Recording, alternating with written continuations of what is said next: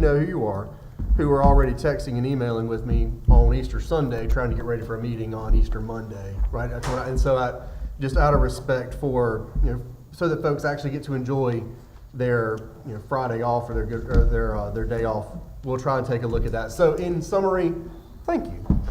So with that, welcome to the work session, April 4th.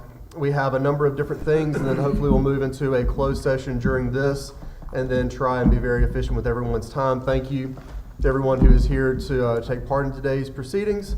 With that, Ms. Getz, if you would start us off with a roll call. Mayor Gaylor. Present. Mayor Pro Tem Matthews. Present. Councilman Boyette.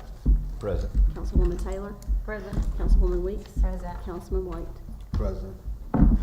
All right, we have an agenda, of course, that was sent out on Wednesday. Since that time, there have been a few things that I would like council to consider adding to the agenda.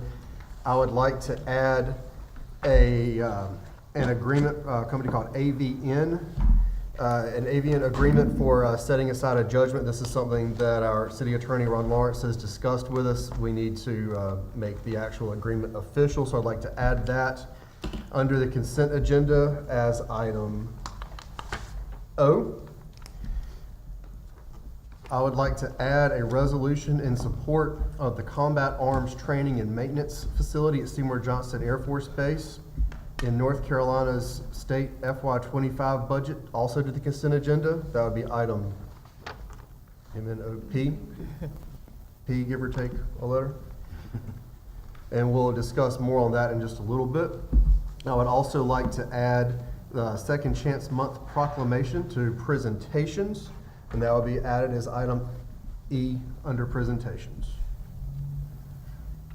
Ms. Getz, Mr. Livingston, are there any other changes to the agenda? No, sir. All right. So council, I would entertain a motion or any debate on adopting the agenda as a business order of the day with those modifications.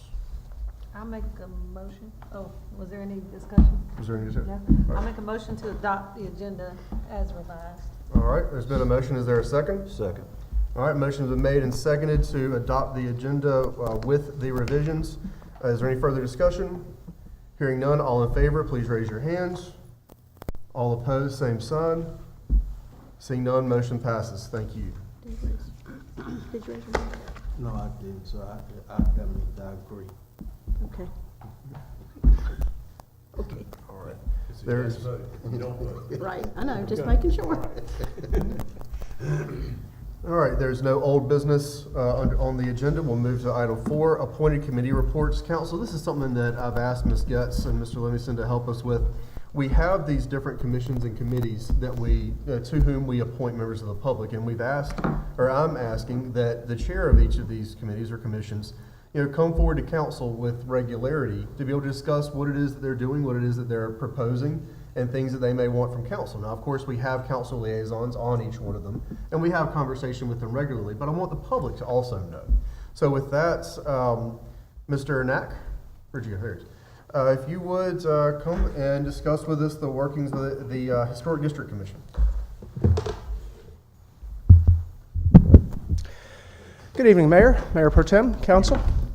I am here this evening to present an update report, I guess. The bylaws that I've found say that we're allowed to give a report once a year or more as often as necessary. I don't think it's happened recently. I came into a little bit of chaos, disruption, whatever you want to call it. There was a lot going on before I got here.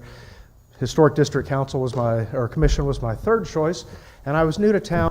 That's where I landed anyway, so I'm going to do the best darn job that I can. I don't know anything about architecture. I do know a little bit about organization. The Historic District Commission preserves Goldsboro's heritage, enhances historical awareness, and ensures architectural integrity within the historic district.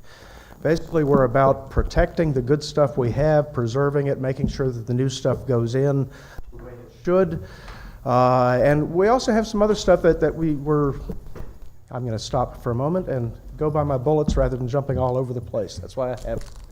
Okay, first on the list of things that I think we need to do is we need to get our current practices and bylaws and all of that stuff aligned with what we're actually doing, what we say we're doing, what we ought to be doing, and There are 3 or 4 different documents I've found so far that tell us how we should be organized, what we should be doing, how we should be operating.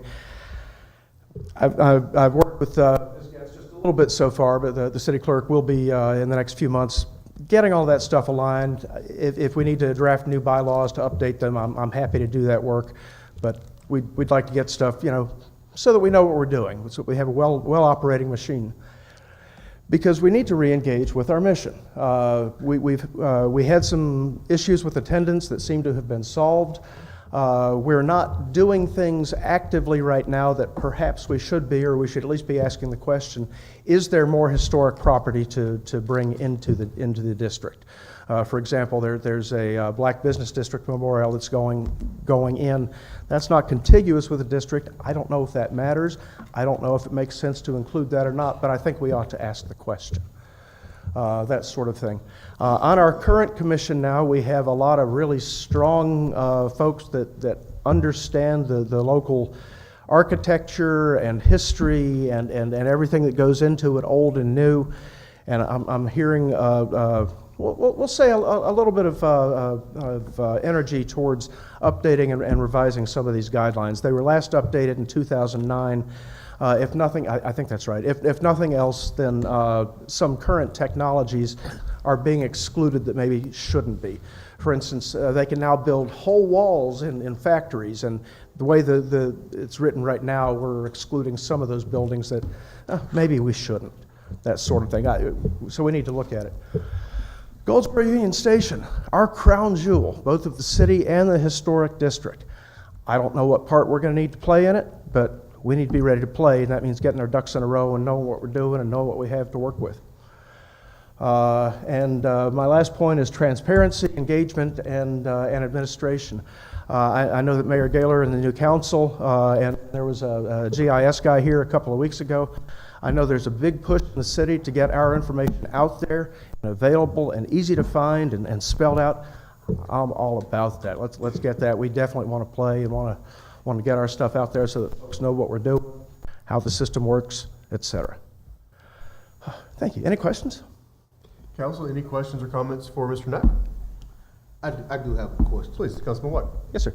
So those old historic houses right here on John Street, I know you just took over and I understand what you just said. So if you don't, that's fine if you don't have to answer. But it was to my understanding that they was purchased already, those old houses. So my question, maybe it's for planning, not Sure. you as Well, we work with planning to answer your question. Okay. What's the question? So how much time do they have to act on or improve upon once purchased? I don't know the answer to that. It seems to me that's rolled by some time, and I would guess about a year. But yeah, I mean that's a guess. That's nothing to go by. And that's a question definitely for planning and code enforcement, which we can add to the record and certainly get an answer to your question. Yeah, I would like a. Sure. Yeah. Anybody else? Mr. Knack, I'll just say this. This is another reason, another benefit of doing this so publicly. We as a city, we have always tried to push engagement with our commissions, try to get people who want to be engaged with our commissions. And part of that is making sure that as many people as possible know that they exist.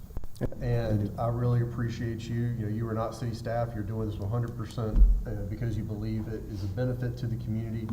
I hope you so. felt called to do so. So I appreciate that.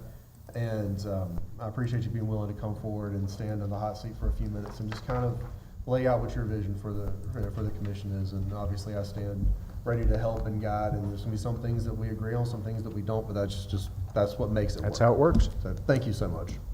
Thank you for your sir. time.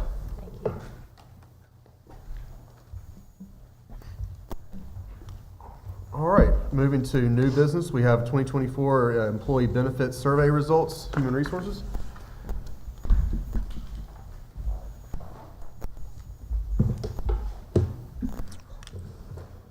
Ms. Dove, welcome. Good evening, Mayor, Mayor Pro Tem, City Council. I am here before you this evening to do a very brief results of our employee benefit survey. If you recall, stemming from the City Council retreat discussion back in December, We discussed several different benefits, and one was actually to do a survey just to see where our employees are as far as some of the benefits that we are offering. This was pretty much done for not only recruitment purposes, but also retention. So there were 231 surveys completed.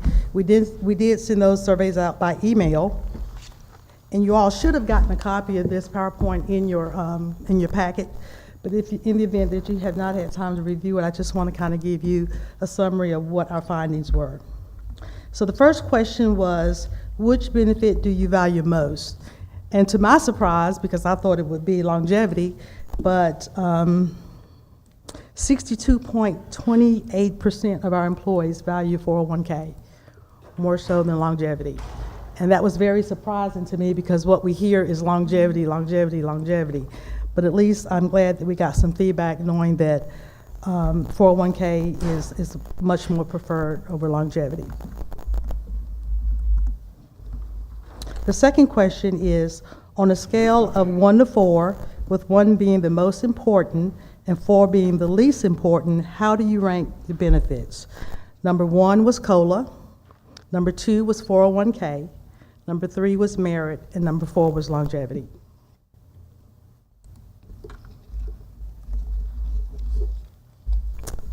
Question number 3, if the City of Goldsboro was to implement a match policy with 401k, would you contribute? And 82.97% says yes, they would participate. Currently, we have about 65.9 of all eligible employees that actually participate in the 401k. So that's a little bit above 50% of the eligible employees. Question 4 and 5, how do you rate your knowledge of the City of Goldsboro's benefit package? And we may need to do a little bit more education on this, but employees said that they rate their knowledge at 3.7%, and they rate their satisfaction at 3.0%.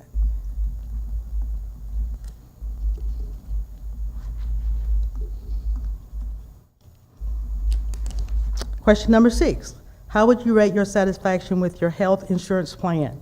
So currently we are with the North Carolina State Health Plan, and 3.3% of our employees rated as average.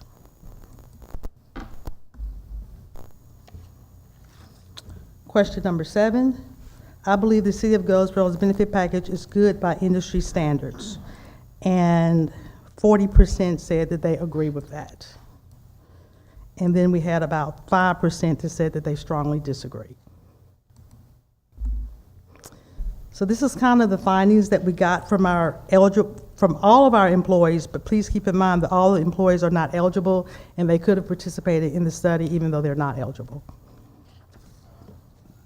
Question number 8, I believe that the City of Goldsboro presents benefits package meets my needs, and 80% says that they somewhat agree.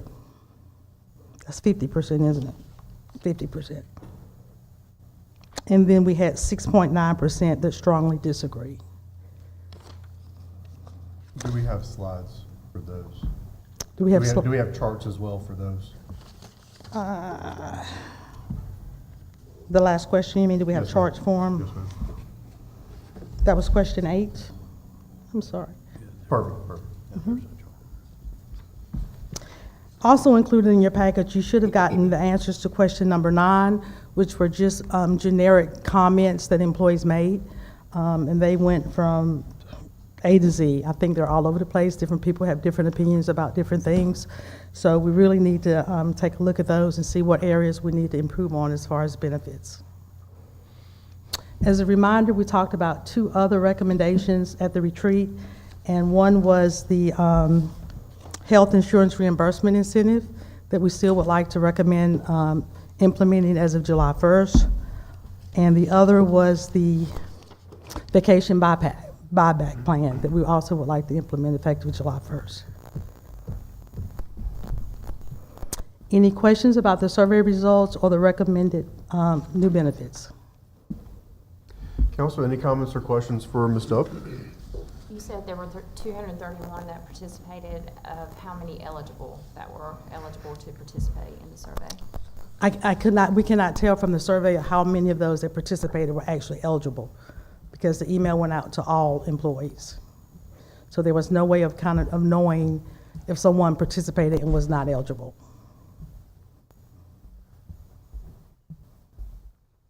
I appreciate the, council, any other comments or questions? I'll just say, I really appreciate you pulling this together for us. The employees that make up the city of Goldsboro are the city of Goldsboro. And this city doesn't function without the people that actually go out and do, the things that council institutes. And we have to be competitive. We have to win in some category. We've either got to have a quality of life win, or we've got to have a salary win, or we've got to have a benefits package win. There's got to be a reason that someone who has options chooses us over those other options. And I appreciate the employees who were willing to participate. Again, this is anonymous. I'm not going to know the names of anybody who said anything, and I hope everyone believes that. And I appreciate the work, and I appreciate the suggestions that you're able to bring forward as well as we go into a budget year where we've got to make some investments in our people. Thank you. You're welcome. Council, any other comments or questions? Perfect. Thank you. Thank you.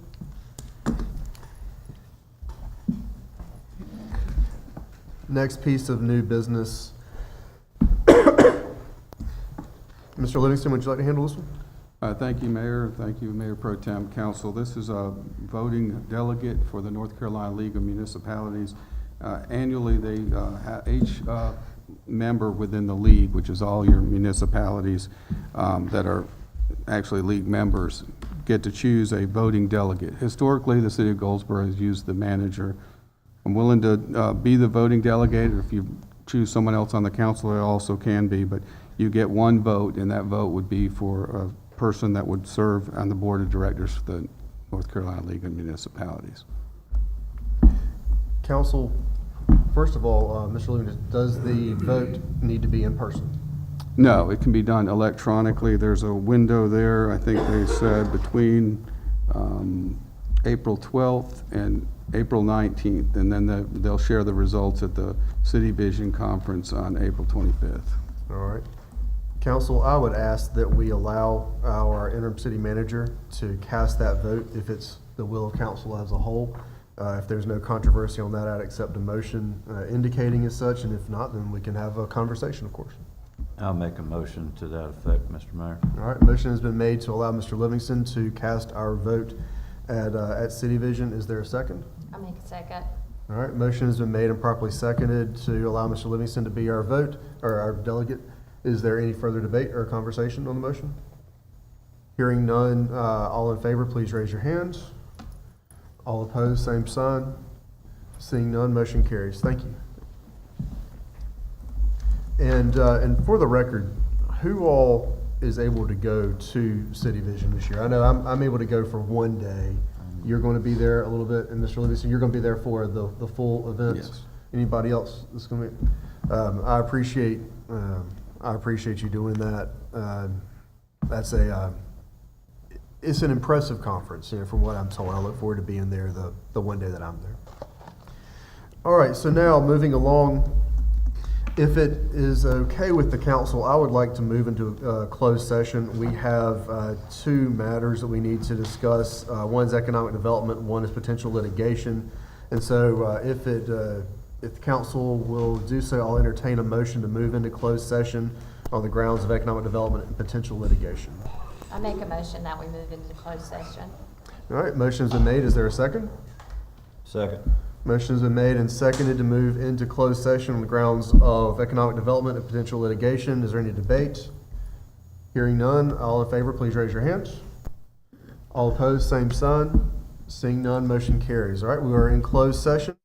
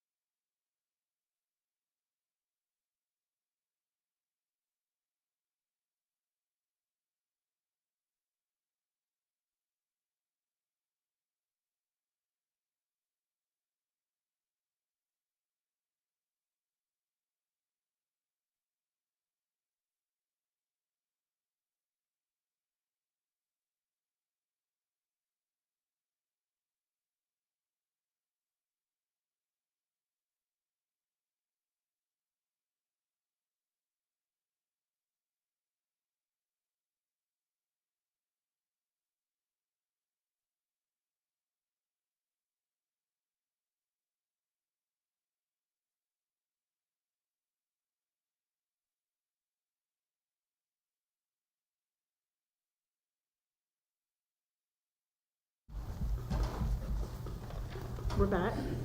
All right. Welcome back, everybody. Thank you for your patience as we handle a closed session matter. We'll now return to open session, and we will begin with our consent agenda. Mr. Livingston, do you mind handling our consent agenda items? No, sir. And getting us started with item G. Okay. Item G is operating budget amendment. We have Ms. Nguyen here to discuss the details on that. If you would. Ready? Okay. Floor is yours. Council, good evening. My amendment tonight is for the operating budget. First thing, we have the Parks and Recreation and the General Fund. There was a severe windstorm, as many of you are aware, on August 15th, and it caused damage to the gazebo and to the administration building at the Herman Park Center. The insurance company awarded $1,200 towards the cost of an engineer to help study the damage and see what needed to be repaired. Ms. Felicia Brown has obtained the quote for an engineering firm for $11,800. The $1,200 needs to be appropriated as insurance proceeds in order to apply this towards the contract services. And the department does have the remainder of the funds available for that engineering study. In the Stormwater Division, the Public Works Director, Mr. Rick Fletcher, presented at the 318 meeting a resolution to authorize his department to purchase a backhoe using residual funds in the Stormwater Fund. At this time, it is necessary to reallocate the line item expenditures within the Stormwater Division so that the purchase order may be issued. So the expenditure of the $175,000 will be funded with a reduction of expenditures in his other line items in the Stormwater Fund. In the Compost Division, later this evening, Mr. Burt Sherman will present a request to authorize funding needed for the Compost Bay 8 enclosure, which was previously approved by council in the amount of $45,100. The project was appropriated in fiscal '23. However, due to the bidding process and that timing, it could not be finalized before the end of '23. And so the funds lapsed back into the fund balance of the utility fund. At this time, it is necessary to appropriate the project total of $115,100. This will be funded with an appropriation of fund balance in the amount of $70,000 and an appropriation of a transfer from the utility capital reserve in the amount of $45,100. He will explain that further this evening when he comes to present his item. Also, Mr. Sherman is going to present an item to authorize the emergency purchase of a motor for the compost facility's Moorbark wood grinder. The grinder was purchased September of 2013 at a cost of $574,000. The equipment is an essential part of the compost process, and without it, the process actually ceases, which also affects the water reclamation facility. It is necessary at this time to appropriate the cost of the new motor in the amount of $222,000, and this will be funded with an appropriation from the utility capital reserve. I provided you a utility fund balance appropriated analysis, and I apologize. The line in green where it says Compost Bay enclosure, I put $45,100, and it should be $70,000, which makes the total $3,110,308. The amount is correct. If you look at the budget ordinance, it shows that correct appropriation there. I just transposed my $70,000 and the $45,000, and I apologize for that. In the Utility Capital Reserve Fund, it was established for capital request of the utility fund. And so in order to fund the request of the additional Bay 8 enclosure of $45,100 and the new motor for the Moorbark tub grinder in the amount of $222,000, we are asking for an appropriation of $267,100 to transfer to the utility fund. And this will be an appropriation of fund balance in the Utility Capital Reserve Fund. And I provided you that analysis there as well. Is any questions? Council, any questions for Ms. Glenn? And obviously, this operating budget amendment, of course, is contingent upon the later things. Sure. Should council choose to remove something, from the consent agenda, then it would impact this. This is just kind of an overview of where we are, the financial pieces, and then we'll get into the details in the lower pieces of the agenda. Absolutely. Any comments or questions from council? Thank you. Okay, so my next item is a resolution authorizing city officials to execute documents for the FY 2016 Tiger Discretionary Capital Grant Project Fund. So the city executed an agreement April 10th, 2019 with the Federal Transportation Administration for a $5 million award for the Transportation Investment Generating Economic Recovery Grant Program, or TIGER grant, to support the following projects: the Center Street Streetscape Project, the Goldsboro Wayne Transportation Authority Transfer Center, the Hub, and the wayfinding signage system, the fabrication and installation. All projects are completed except for the GWTA Transfer Center. That amount is the amount that we have been trying to deobligate for probably about the past year. It was funded by FTA in about $366,000. The total project was estimated about $566,000. But of course, you know, the cost of that well exceeded probably double that amount. So that's why we were asking for it to be deobligated. But at this time, the annual certifications and assurances are due to FTA that I have to get those uploaded into the system. So I'm asking City Council to pass the attached resolution to designate the authority to the interim city manager, the city attorney, and the finance director, so that we may perform the activities necessary to do the compliance piece of the TIGER grant. So that's what I have attached for you to approve. If you have any questions? Comments or questions for Ms. Blue? Okay. The next one we have, Mr. Mayor, is planning. It's a certificate of sufficiency for non-contiguous satellite annexation for Mallard Oil Company. Good evening, Mr. Mayor and Council. Before you tonight is a non-contiguous satellite annexation petition of Mallard Oil. It's a 6.74 acre tract of land located on the North US Highway 117 and Tommy's Road. If council is interested in bringing this property into the corporate limits, we recommend you request the city clerk to investigate the sufficiency of said petition. Be happy to answer any questions you have on this. Council, any comments or questions? Thank you.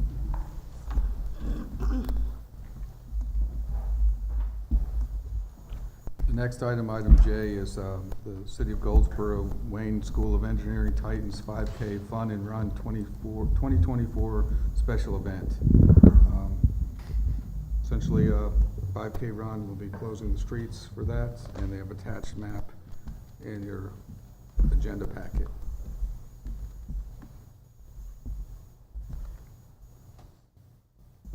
The chief's here to answer any kind of questions you might have, Mayor, Council. All right, council, the packet is in our packet. Obviously, street closures, have been a significant conversation, and it's something that we're still trying to work through. So with that, I'll just leave it back to council. Are there any comments or questions for Chief on this particular permit application? May I say something? Please do, please. This is not requesting a street closure. This is just requesting different hours outside of the permit. Okay, okay. Any comments or questions from council? I appreciate all the work PTO does over there, and it's a hard job. But seeing no, thank you, Chief. Thanks.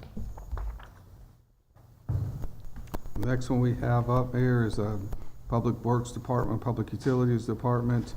As we briefed there on the compost facility, Bay 8, they're looking to enclose that in, and the cost exceeded what we originally budgeted. Good evening, Mayor, Council, Mayor Pro Tem.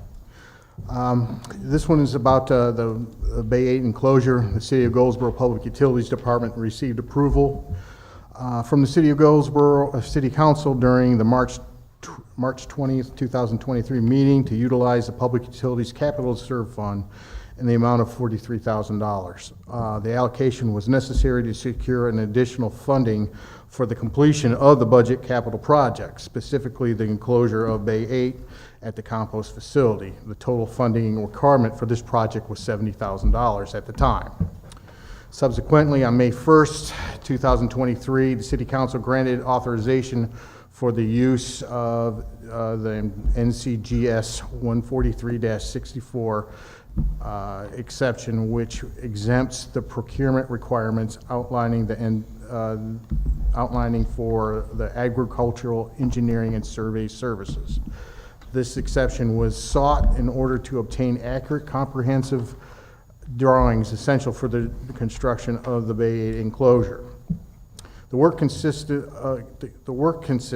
of enclosing Bay 8 at the compost facility to provide a storage area for the equipment and protect the equipment from adverse conditions.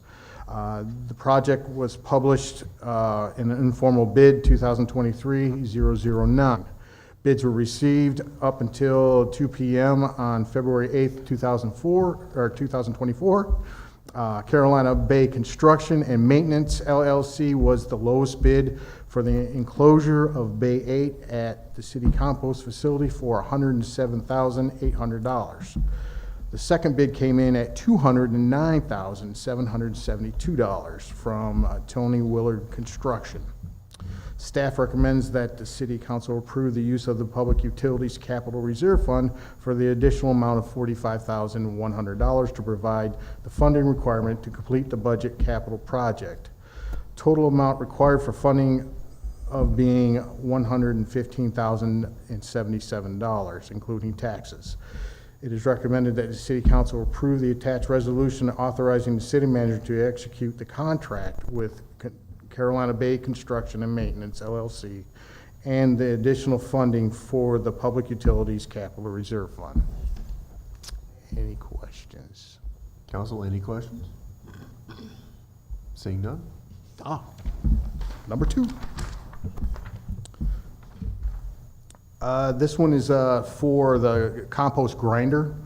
A little bit of background on it is the compost facility utilizes a wood grinder to create wood chips that are combined with the biosolids received from the water reclamation facility in order to produce Class A compost and mulch. Unfortunately, the grinder's diesel-fueled engine has malfunctioned and needs replacement. This not only affects the operation of the compost facility, but it also affects the dewatering biosolids produced over at the WRF. The grinder engine is a Caterpillar C27. The engine is no longer manufactured and has been replaced by a Caterpillar with a newer model. Build time on the delivery is 1 year. James River Equipment originally sold the Mobart grinder to the city and currently has a replacement motor that is the make and model for that grinder. It is located in Michigan. The cost of the removal and replacement of the motor from James River Equipment is $222,000. The equipment representative is currently in contact with the team to discuss further details for the next steps.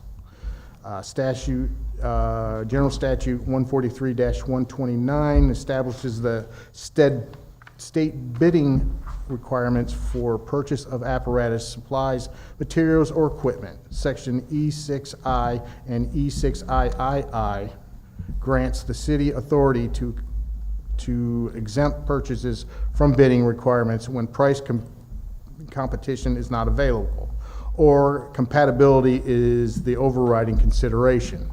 Staff recommends that the council approve the use of Public Utilities Capital Reserve Fund in the amount of $222,000 to cover the costs associated with the removal and replacement of the Mobart wood grinder engine, including tax, and approve the purchase using the bidding exceptions. It is recommended that the City Council approve the attached resolution authorizing the city manager to execute the contract with James River Equipment and funding from Public Utilities Capital Reserve Fund. Council, any comments or questions for Mr. Sherman? You don't have anything that's less than six figures, do you? Wait till you see this next one. Thanks. You're welcome. Appreciate that. I did have Yes, a ma'am. question on Yes, that ma'am. one. I just, you said it's $222,000 is your bid from them? Yes, ma'am. Your estimate from them? Yes, ma'am. And have you priced it just, is there anything to compare that 222 to? Since it's you're asking for a non-competitive bid? Well, one of the things was we went through Caterpillar, and to get the price on that, they could not give me a price because it had to be manufactured within a year. They could do a rebuild, but we did not want to go through that route because we didn't want to accept that we could get another failure with a rebuild aspect to it. So we wanted a new engine to go in there to compensate that. Does that answer your questions? The grinder itself's been well taken care of. We've taken care of all the other parts to it, all the shredders, the teeth, and things like that. So it's in good shape. It's just the motor that just basically blew up on us. And so this is just, you know, we can get maybe at least 5 more years out of it, and then hopefully maybe we can budget for a replacement one. So, because it's getting to the point where it's, you know, getting up there in age. Yes. For the price for a brand new grinder, That's what my next. yes, it is $1.1 million. Council, any other comments or questions? And as always, I not putting words in Councilmember Weeks' mouth, but I agree with the, just being diligent and making sure that if we're not going out to bid, we make sure that we're doing it for the right reason, that we're not allowing ourselves to be, you know, taken to the cleaners over something. So I trust that you've done that. And, Yes, sir, and that was one of the descriptions that we had on the rebuild aspect of it.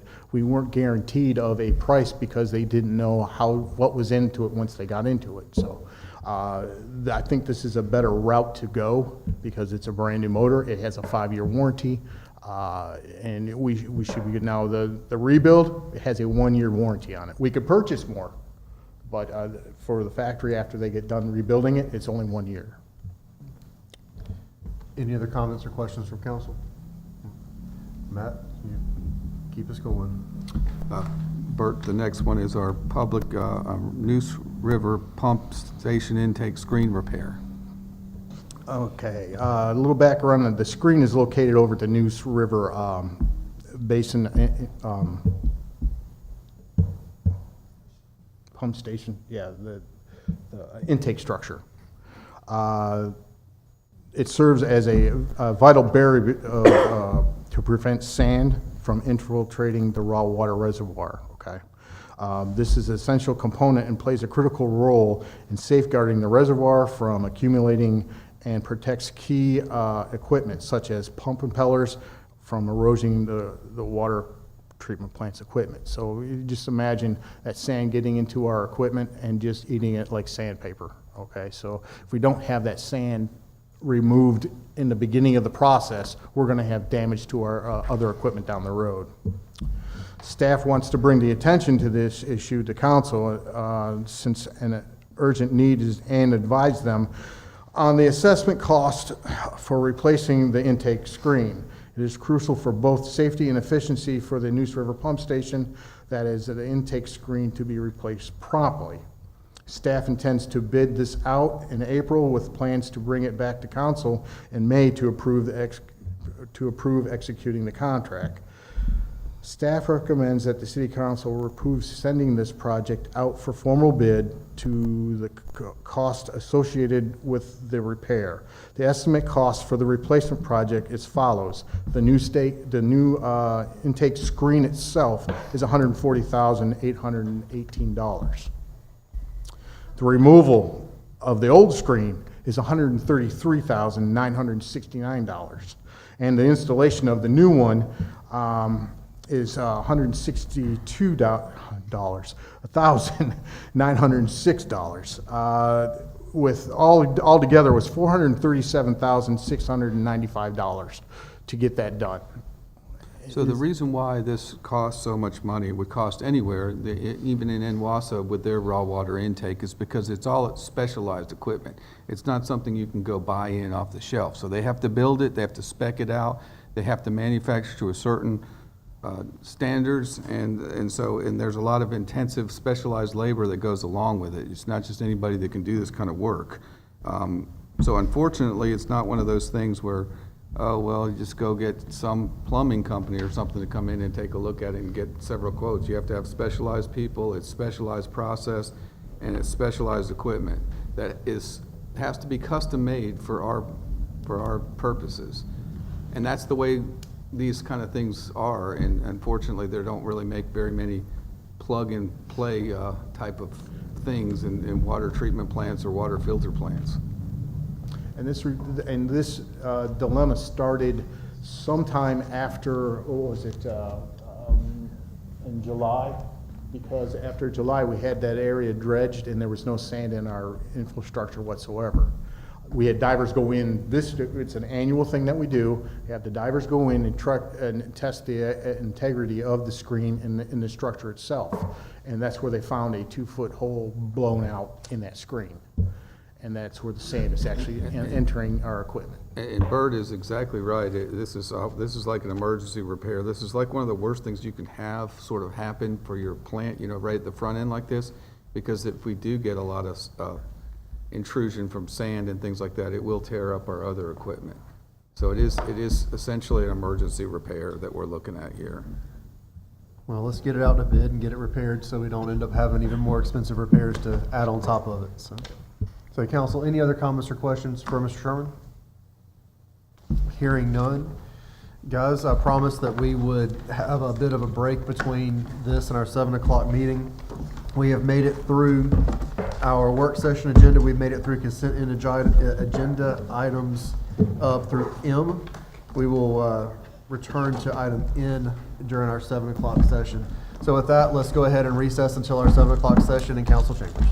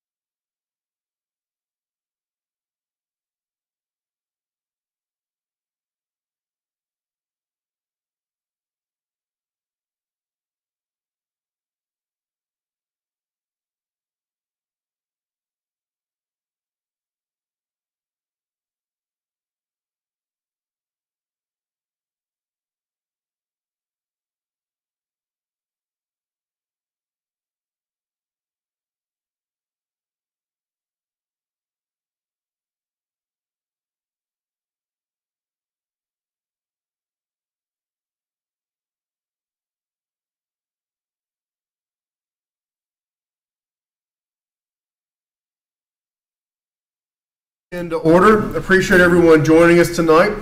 We have a few more business items that we'll be taking care of, but we also have a lot of presentations that we're going to do tonight that I think are really, really positive things. And I so appreciate those of you who were able to come and join us for those presentations this evening. So we'll go ahead and get started. Bishop Slater, if you would join us for an invocation, and then everyone, if you'd remain standing for the Pledge of Allegiance, and then we'll get to business. Good evening. Good evening. Let us come together and pray. Father, we thank you for this opportunity for us to come together for the meeting of the minds. Father, we have great people who have been selected, God, by our community to represent us, God. They can come together with the meeting of the minds so they'll find out the answers, God. As you begin to talk to them, even as really they're sitting in their seats, Lord, giving them guidance. And we thank you, Lord, for what you're about to do with our community, with the infrastructure, with the people in every neighborhood, every district, God, that we'll become one city, not divided, but as one, God, preparing to go to this next future, where we're going and how we're going, Father. Father, we thank you in advance for what you're getting ready to do. In Jesus' name, amen. Amen. Thank you. Pledge allegiance to the flag of the United States of America, and to the republic for which it stands, one nation, under God, indivisible, with liberty and justice for all.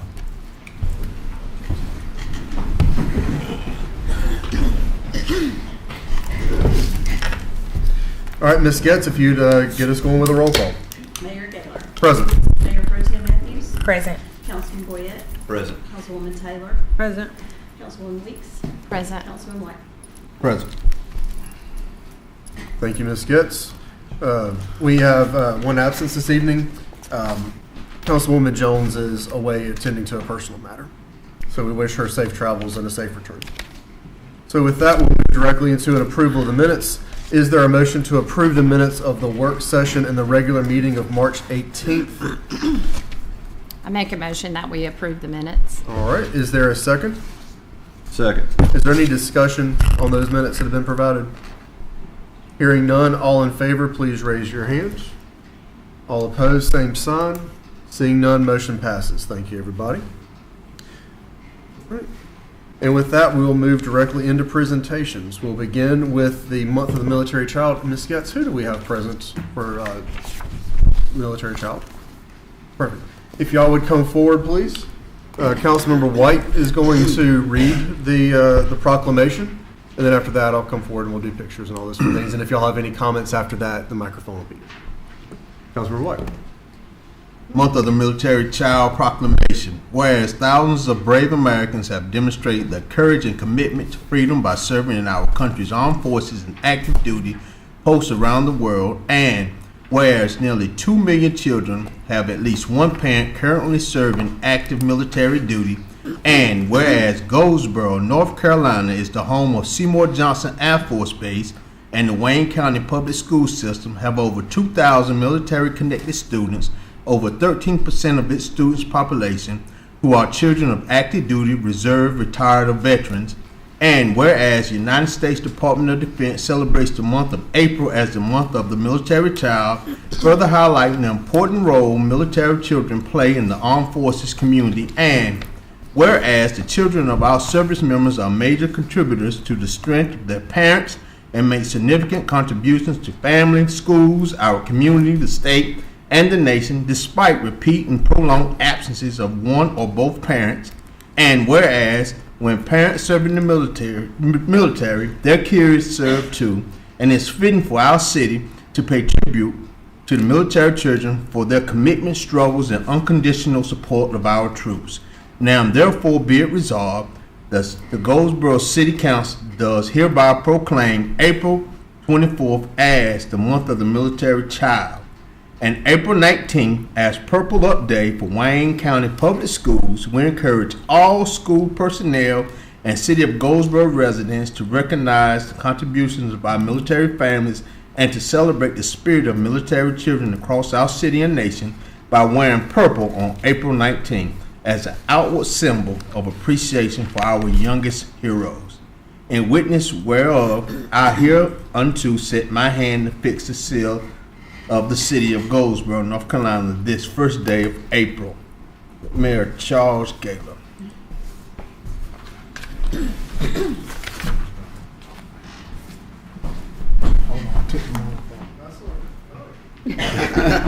There you go. All right.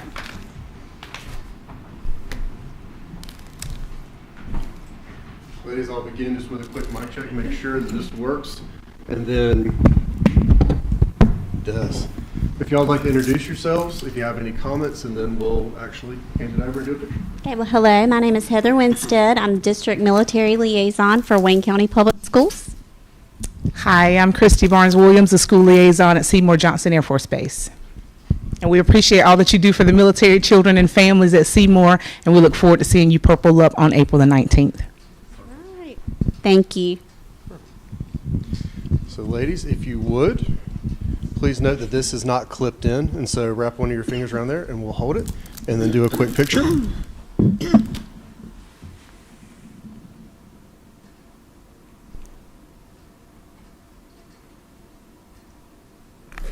Perfect, thank you. Any other comments that y'all would like to make? We're good as long as you celebrate Purple Up with us. Understood. Ladies, thank you so much for joining us this evening.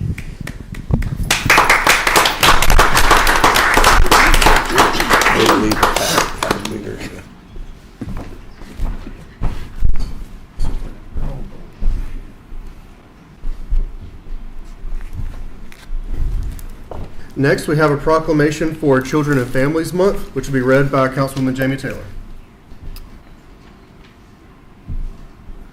Whereas our children are our most valuable resources and will shape the future of the city of Goldsboro.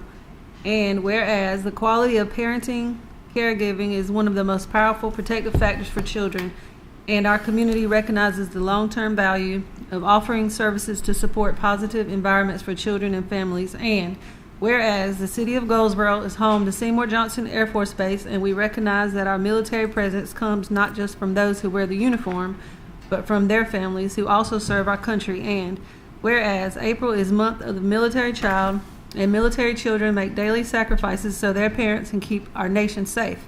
We must match their sacrifice with a commitment to provide the full support of our communities. And whereas April 6th through the 12th is National Week of the Young Child, where access to affordable, high-quality education and health care for every child in our community, particularly in the first 5 years, is vital to building a strong community, state, and nation. And whereas our community recognizes the tireless efforts of those in the city of Goldsboro who work in various agencies, nonprofits, child care facilities, and schools that offer care and services to families as we move towards creating a safe, healthy, and equitable community for our children and families. And whereas April is National Child Abuse Prevention Month, to recognize that child abuse and neglect is a serious problem affecting every segment of our community, and finding solutions requires input and action from everyone. And whereas child abuse can have long-term psychological, emotional, and physical effects, effective child abuse prevention activities remain the best defense for our children and families, and succeed because of community and collaborations. And whereas communities must make every effort to promote programs and activities that create strong and thriving children and families in an effort to create conditions that reduce or eliminate risk and promote the social, emotional, and developmental well-being of our children. And whereas we acknowledge that we must work together as a community to increase awareness, education, and advocacy around child abuse and generational trauma. Now, therefore, be it resolved that the Goldsboro City Council, in recognition of efforts to support Child Abuse Prevention Month, Week of the Young Child, and Month of the Military Child, does hereby proclaim April 2024 as Children and Families Month in the city of Goldsboro, and urge all citizens to recognize this month by dedicating themselves to the task of improving the quality of life for all children and their families. In witness whereof, I have hereunto set my hand and affixed the seal of the city of Goldsboro, North Carolina, this first day of April 2004. Charles Gaylord. Thank you. Please, y'all come forward.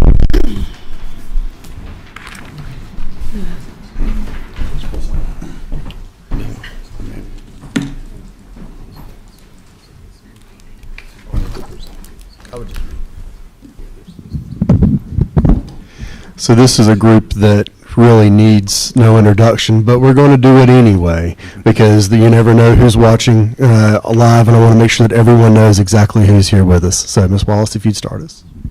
I'm Valerie Wallace. I'm the director of the Partnership for Children of Wayne County, and I have a few words to say after everybody else is introduced. Melissa Reese, Community Liaison Coordinator with Trillium, formerly known as East Point. Christy Barnes-Williams, School Liaison at Seymour Johnson Air Force Base. Cricket Davis, CEO of Cricket's Kids. And Heather Winstead, District Military Liaison for Wayne County Schools. Ms. Wallace, if you'd like to. Sure. All right. I don't know which way to look, towards you all or towards the audience. As being the director of the Partnership for Children, that's not my only job. I also work as a member of the Care for Wayne Coalition for Advocacy, Resilience, and Education. This is a community coalition founded in 21, rooted in years of previous work around the prevention of child abuse. Members of this coalition, and this is just a few of them here, represent a cross-sector of Wayne County agencies and citizens. Over the last year, there were 784 reported cases of neglect, 35 reports of abuse, 108 reports of abuse and neglect. 19 of these were substantiated, and sadly, it resulted in one death. That is one death too many. We believe that every child should have a community that makes them feel safe, loved, and wanted. We will continue our mission as a coalition to lessen the impacts of multi-generational trauma by building support through awareness, education, and advocacy. Our vision is to be a resilient and compassionate community where everyone feels safe and has a sense of belonging. As you drive around the county in the month of April, you will see blue pinwheels. These pinwheels represent the notion of playfulness, joy, and childhood. Let them be a reminder that it is not enough to respond to child abuse and neglect, but also we must build and support strong families throughout community engagement, programs, and policies. We appreciate each of you for proclaiming April as Child and Families Month. Nope, sorry. Anybody else like to share any words? Perfect. Well, with that, if you would, and yours is clipped in. Oh, okay. So, and Octavius, if you would come forward. And how about this? Let's hear it. You have a better vantage point. Tell us where to go. All right. But be nice about it. Perfect. All right.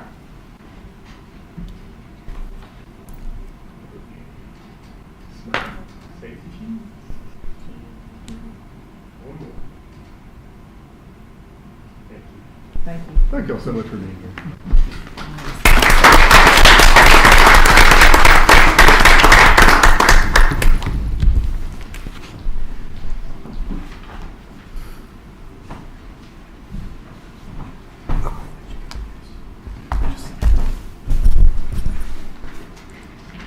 Yeah.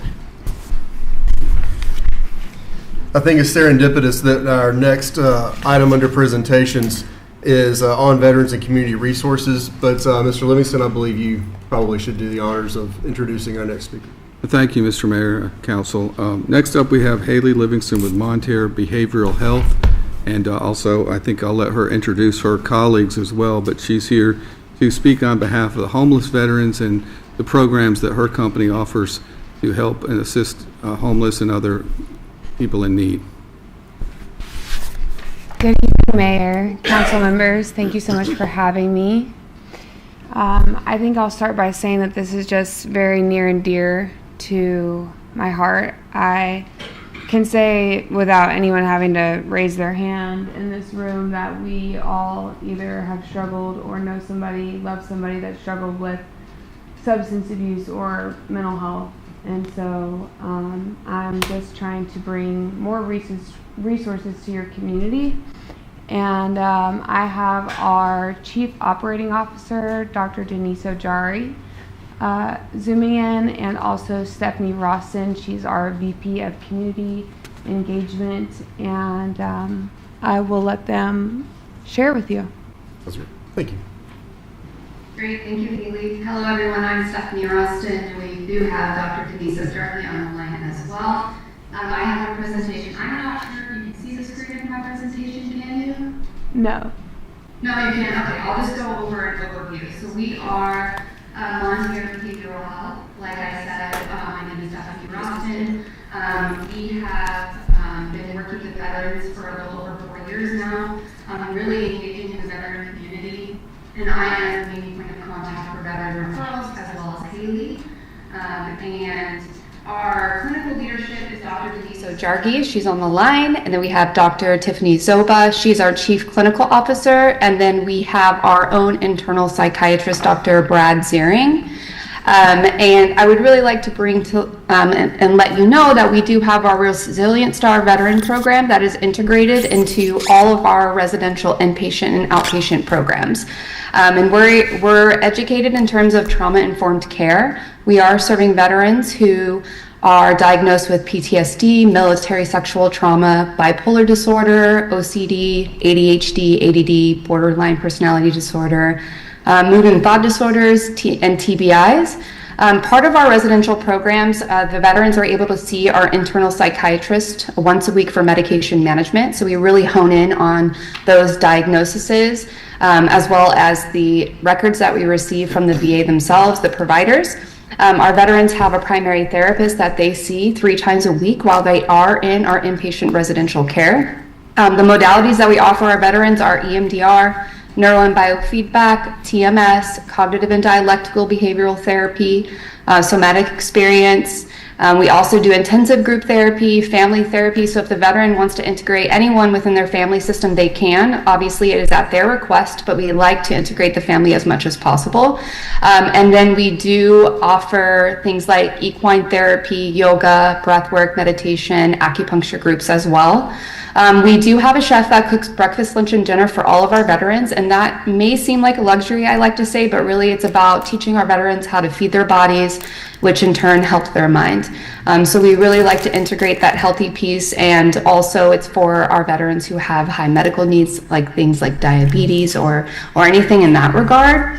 And so we're able to service our veterans based on the assessment that we do with them. So usually whenever a provider or the community reaches out to us and says they have someone in need, because not only do we service veterans, we also service civilians as well. So we're talking first responders, or any person who is looking for treatment and has insurance, we're able to service them. And if we're not, we're able to provide those resources. So I don't want it to seem as if we can only take someone if they have insurance. We'll absolutely work with them to find the best support that they can have. But for our Monterey locations, we're able to really provide that assessment over the phone and then place them appropriately based on the services that they need. So we would do that over the phone assessment and then place them appropriately. And for our veterans, for each location, we have a case manager that meets with the veteran. So at that time of the initial assessment that we do with them, we go over their needs. So we help educate and help them apply for HUD-VASH, service connection increases. We help sign them up for My Healthy Vet so that they can get records and have a list of their appointments. And then we also help them obtain their DD-214 if they need it. If a veteran is in our care and has appointments with their providers at the VA, we help them attend those via telehealth, of course, for our out-of-state veterans that do attend our program. But we really integrate with suicide prevention case managers, psychiatrists, anyone with the veteran and their care team. We integrate them as much as possible so that when they do return home, they have all of their appointments already set up and the providers are knowing what's happening with the VA or with the veteran, and can service them and integrate them back into their processes at home. And for us, like I mentioned, usually a provider or community will reach out to us, we'll do over the phone assessment, and then we set up transportation. So we provide all transportation for veterans to and from our program. If a veteran is in a community hospital or at an inpatient psych unit at the VA, we provide a veteran travel companion who can go to the unit, pick up the veteran, and transport them to our program. Stephanie. Yes? We have your the presentation up right now. So right now it's on the first slide. So we wanted to catch up to kind of where you are. Can you? Okay, just keep clicking to where it says intake process. I should be doing it in the back. You can probably. I was just jumping around since you guys couldn't see it. Okay, we're at intake process. Okay, great. So it's kind of what I was already saying. So first contact, you can either fax, email, call myself or Haley. We'll let you know the availability. We will do that over the phone assessment with a veteran or a private client. And And that takes usually about 20 to 30 minutes, and that's just us gathering the detailed information to best serve that individual.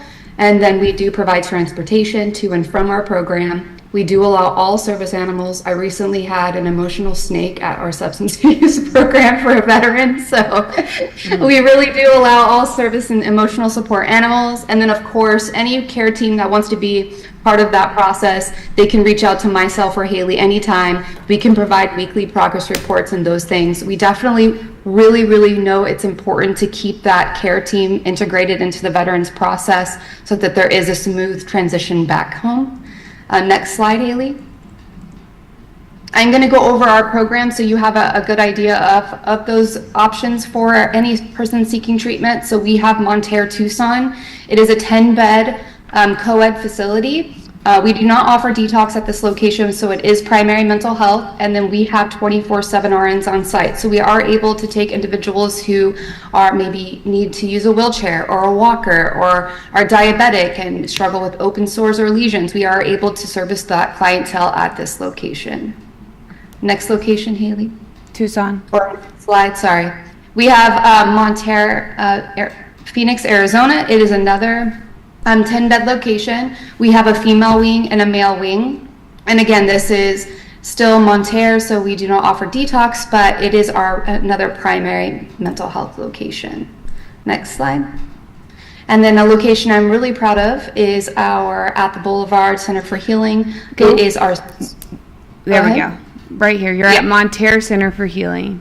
Yes. So this is our 6-bed, all-female residential program. So we're serving veterans who would have military sexual trauma, combat PTSD, any sort of sexual trauma as well. So we have all-female staff, so that's mental health workers, that's clinicians. We have a female nurse practitioner that works directly with our male psychiatrist, female chef. So we really provide a safe environment for the women who come through our program. We also focus on postpartum depression, and we have had pregnant veterans as well in our care. We had a homeless female veteran who integrated into our care and then was able to successfully discharge back to Utah. And she had housing, OBGYN set up, and we had a baby shower for her, and she just had her baby and sent pictures. So we're really so grateful for that, the work we get to do at this location. Dr. D, do you have anything you'd like to add about the Boulevard or Center for Healing? I think that site specifically allows a great environment just overall for healing. We also add in hypnotherapy to that aspect. We really focus on the trauma and the healing process. We also have like movement and dance therapy as well. For the women there, we have equine therapy at that location as well. So I think that we utilize various modalities to really assist an individual in their healing process. Our therapy at that location is quite intensive for our veterans, or actually just our first responders across the board, as we have had first responders, therapists, doctors, firefighters also at that location before, and we've been able to really help them navigate their lives, and it's a great sight to see, and it's very rewarding across the board. Thank you, Dr. D. Next slide, Haley. Monterre at the Valley, 1, 2, and 3. Okay, so we have Monterre at the Valley 1, 2, and 3. This has been our all-male property. So we are serving first responders and veterans, whether they have military sexual trauma or PTSD, anxiety, severe depression. We are servicing them at this location. We have 3 separate houses that are 3 separate 6-bed residential houses. So they do not program together, but they are on the same property. The only difference between 1, 2, and 3 is 3 is considered our MHRC. So we are servicing individuals who are using walkers, using wheelchairs, who need that added medical support, because we do have 24/7 registered nurses at that location as well. So this is really just the flip side of our female program. This is the male program where we service all of our male clients who come in and really require that certain demographic. And I'll also allow Dr. D to speak on this site as well. With this site, we don't necessarily have the hypnotherapy component, but with our male veterans or just individuals across the board, we really try to also help with replacement of the additional adrenaline. So we have what we call adventure therapy. We learn to either go engage in hiking or pickleball or things like that for them. Exercise and fitness is a big portion of their overall care as well at this location. We do focus on EMDR, trauma and resilience at this location, cognitive processing therapy, and then also solution focus. Sometimes we can't get into the deeper pieces, but really focusing directly on what is bothering them in the here and now allows to kind of deepen the process for those males at that location. Perfect, thank you. Next slide, Haley. This is the canyon in Malibu. Okay, perfect. So we have at the Canyon 1 and 2. So this is our high acuity location. So why we placed our highest acuity is because we are tucked away in the mountains. So I don't want to make a joke, but we always say it takes a great effort to leave that property. You have to climb down a mountain. So we really like to put our runners, our highest acuity clients here. We have a 6-bed all male and a 10-bed all female. And so we're really servicing veterans who have a diagnosis of bipolar, maybe with psychotic features, or schizophrenia. Our borderlines tend to come to this location as well, just because our staff is highly educated and trained in that regard. So this is at the Canyon. Dr. D, do you have anything to add clinically?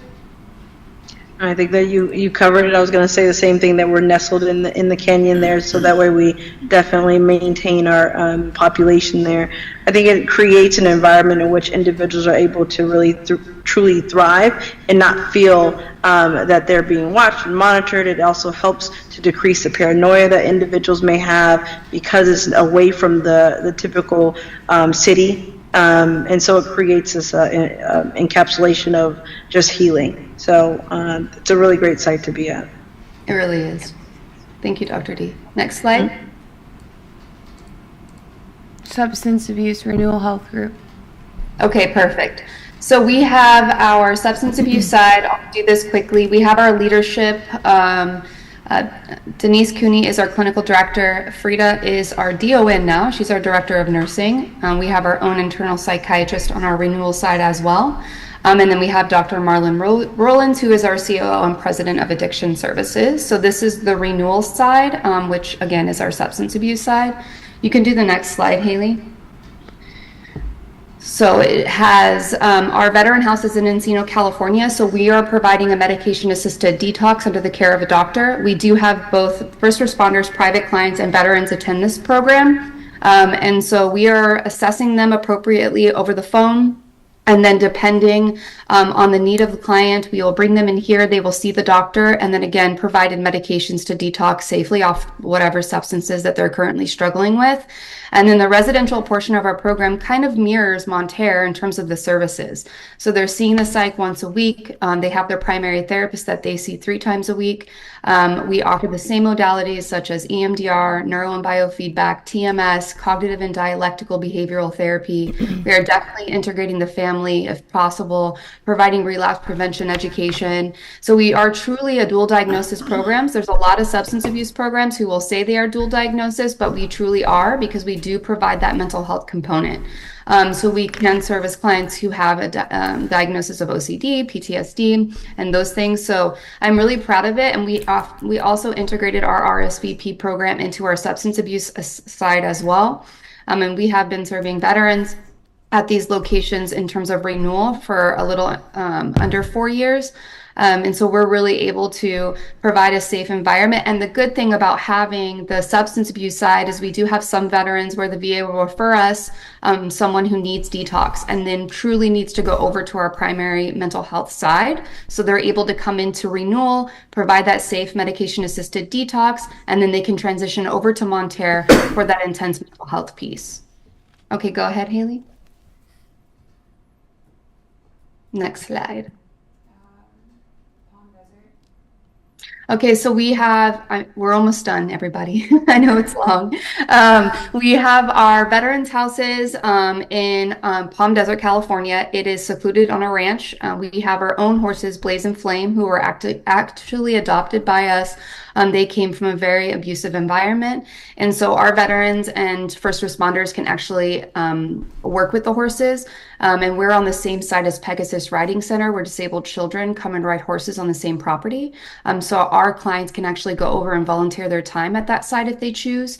So this is a really special place. And again, this is out in the Palm Springs, Palm Desert, California area. So it's secluded, it's in the desert. It's a lot of our clients that come to this program really do well here just because of the type of demographic that we serve and the staff that we have. We have a lot of success, and I'm really proud of this program as well. And we can go to the next slide. I think we have 2 more. So we do have outpatient and transitional living and sober living. So we do have every level of care, no matter the client. So they can come in and do the residential portion of our program and then continue into what's called partial hospitalization and intensive outpatient with housing. So our rent is $650 a month for anyone looking to step down to that outpatient. So they're getting clinical hours Monday through Friday from 9 to 4. They continue with the same psychiatrist, and they do not continue with the same therapist, but we are integrated and the care is direct transfer. So there is continuity of care for our clients who are transitioning over to our outpatient level of care. Okay, next slide, Haley. Okay, so one of my most favorite parts, y'all, is our alumni support. So we have our own apps that work. There's a Monterre app and there's a renewal app. So when our clients are getting ready to discharge from our program, they are added to this app and it works like Facebook. It's not Facebook, but it is the community of all the individuals that they went through treatment with, who left successfully, and any other alumni who have gone through our program. So they celebrate their recovery together. You know, our quarterly events are hosted on, like, announced on this app so that they know when they are. And if we have out of state alumni or veterans or first responders or clients and they want to come to our quarterly events, then we arrange that for them. And again, it's just another community within on their phone that works in a way that supports them even through, you know, the hard times. We have weekly Zoom PTSD groups for our clients that are hosted through this app. And so we really believe in providing that additional support even when they leave our program. We can't even tell you how many times that this app has saved someone who is really struggling and being able to alert us right away, and we were able to take action and get them safe. So we're really proud of this app, and we have over 400 users, so it's amazing. And the last portion is just my information, but Haley obviously is in the room with you all. And thank you for everyone who presented before us. It's an honor to do this work. My brother served in the Navy and came home with his own mental health, and being able to advocate for him has really what has drawn me. And this is my purpose to do this, and being able to watch the miracles that happen every single time someone walks through our doors. I'm grateful every day. That's all I have. Thank you. Thank you, Stephanie and Dr. D. So Haley, the question that I know folks are going to have is, all of your properties and the different centers are primarily West Coast or close to West Coast. Correct. How can that fit into the asset sheet that we try and have here for helping people as we work, continue to work the challenge of homelessness in our community, veterans transitioning out of the Air Force, all the other things that we try to do? How can this fit within our overall, our speed dial list? Right. So veterans that are honorably discharged from the VA, they are, with their community care provider, they receive Optum, and we're contracted with community care. So with that, we're able to provide their transportation from wherever they're located to California. They can go through the entire treatment process. We align them with housing. We get them set up with jobs in the community, and then whenever, we're able to also buy their transportation back home if they choose. Sometimes they rebuild their life in Los Angeles and they stay there. But we also have facilities in Phoenix, Arizona. Right. So, yeah. Yes, and I think it's also important to add that a lot of the homeless veterans that come in are truly connected to the VA. Yes, they might be able to provide that authorization for them to come into our care, but most importantly is when they're with us, we connect them back to their providers and set up outpatient programs through the VA. We set up MICM, we set up BHIP, whatever that looks like through the VA. We're getting them all set up with a psychiatrist, primary therapist. We're getting them set up with GPD housing. We're doing all those things to get them connected back to the community where they came from. So when they do return from our treatment, they are stepping into an already created safe place with all of the necessary steps for their aftercare.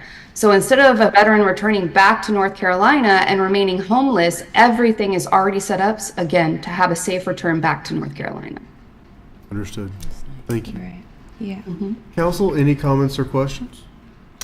I have. Please. So, do you take referrals from the VA? We do, yes. And do y'all work closely with the VSOs in the area? We do. And does your actual program do diagnosis, or do you have to come with the diagnosis already? Oh, no, we provide the diagnosis. We have a lot of veterans that come to us from the VA inpatient psych units. And obviously, as you know, that usually a veteran will spend 5 to 7 days in the unit, and they don't necessarily have the time to provide a diagnosis. So while they're with us, usually the VA will authorize up to 90 days in residential treatment. So that gives us enough time for them to be able to have symptoms that might not necessarily be found in 7 days on the unit.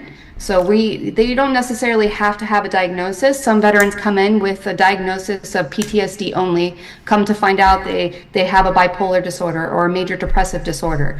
So they are able to be diagnosed in our care. Thank you, Stephanie. I think that there's a really bad echo, so I'm gonna have to cut the audio. But I appreciate you and Dr. D, and thank you so much. Of course. You could just let them know. I know we have to get off because there's a bad echo, but all of the insurance policies that we do take. Absolutely. Thank you. Can you repeat, Haley? Repeat. She just simply said to please make sure that the council and the community is aware of all the different insurance policies that you are able to take. Yeah. So in addition to being able to being contracted with the VA, we could take Anthem, HealthNet, Humana, Blue Cross Blue Shield, and then we're out of network with a lot of other insurance companies, but we do work very well with insurance where somebody only needs to pay their deductible and out of pocket, and then we can work with insurance and we wouldn't need anything on top of that. But yeah, back to your question, they don't need a diagnosis. They can come in without one, and we can provide a diagnosis if necessary. And they do the write-ups for their VA disabilities? Yeah, we work really well with the disability, with their care coordinator, getting them set up for housing, HUD, like whatever they need. We do wraparound services, and a lot of that is actually dictated by the VA. We report to the VA, so we have specific meetings with them weekly where they're provided with updates for their veterans. But we service the general population too, so daughters, lawyers, doctors, EMT, yeah, just specific veteran programs. Council, any other comments or questions? Ms. Livingston, thank you so much. Thank you, Mayor. Thank you, City Council. The goal of this presentation, as with excuse me, as with some months ago with Carolina Wellness Centers and so many others, is to draw attention to those, because you never know what dots you're going to connect for someone that's either on council or in the audience or watching, and not every person needs to be served in Goldsboro. Some people need to change their situation in order to be able to change their behaviors. Other folks, we need to keep them right here and be able to serve them. I just wanted to make sure that as many options and as many pathways for success are brought forward and their message elevated here on this platform as much as we can. So thank you so much for your time, Ms. Lewis. I appreciate it. Thank you.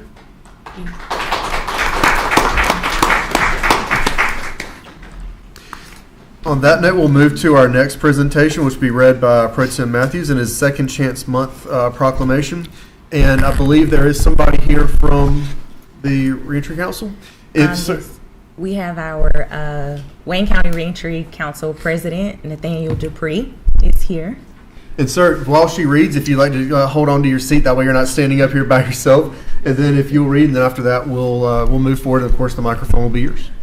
I also want to acknowledge Wayne Community College President Dr. Pfeiffer here for all of her support of the Wayne County Reentry Council, which is housed at Wayne Community College's campus, along with our Board of Trustees Chair, Vita McNair, is here as well. Second Chance Month proclamation. Whereas approximately 95% of all people in prison will eventually complete their sentence, be released from incarceration, and return to their communities. And whereas formerly incarcerated individuals are faced with significant barriers to employment, economic stability, and successful reentry into society. And whereas justice-involved youth may encounter similar challenges when leaving a secure custody facility, such as difficulties reuniting with family and their peers, reintegrating into their home community, and enrolling in local educational systems.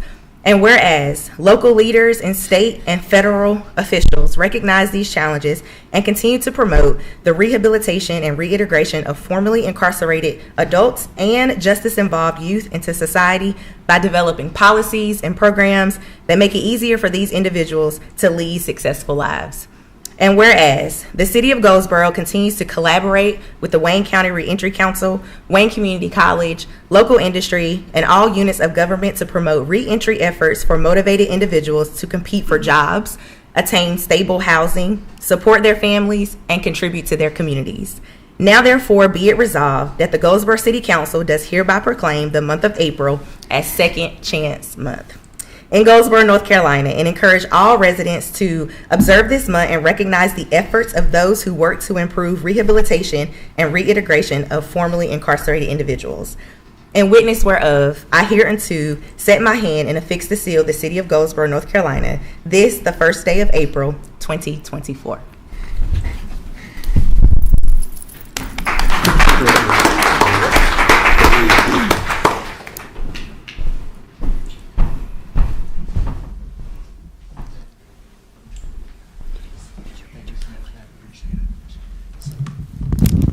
Of course, we'll begin with you. Introduce yourself and tell us what we need to know. Good evening, everybody. My name is Nathaniel Dupree. As Mayor, Pro Temp Mayor Matthews said, I have the great honor of serving as the president of the Wayne County Reentry Council. We are doing some great things there. There are a few events that are up and coming this month that I would like to mention, if you all will allow me to. Thank you. So our first event will be held on April the 16th at 5 p.m. and that will be located at the campus, the college that we house at. Excuse me. Yes, it will be held at the college, and that will be our choice information session. And in this session is where we will we'll tell and we'll learn about different things that are happening within the community that help individuals become successful and re-enter their society. We also have, and please excuse me, my nerves have just gotten the best of me. I'm normally not like this, but please forgive me, I promise you. So the next event that we have is our Community Resource Day Party. This will be on April the 25th, Thursday, from 10 a.m. to 1 p.m. And this will where we'll have our vendors come together, and we will be able to help those that are re-entering into society. We ask that all those that if you know of individuals that are re-entering, please tell them about it. If you are re-entering, please come out. We will have music, we'll have food, and we'll have a lot of people and resources that will help you to be able to successfully transition back into the community. What I failed to say, I'm sorry about our choices meeting that will be held. That time is 5:30 p.m. Thank you. Sir, thank you so much. Let's, Octavius, there you are. And this one is clipped in. This is for you.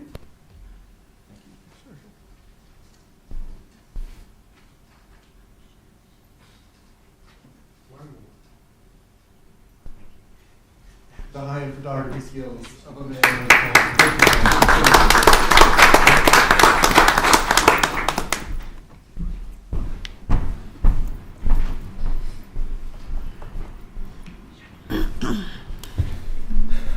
All right, and this next one, which is technically under ceremonial documents, it should be up under presentations, but when we put this on here, I had not yet gotten in touch with the person who is going to come and receive it, so I'm truly grateful that Dr. Patty Pfeiffer and Ms. Vita McNair were able to join us this evening. And so this one, I quite selfishly am going to read my own self.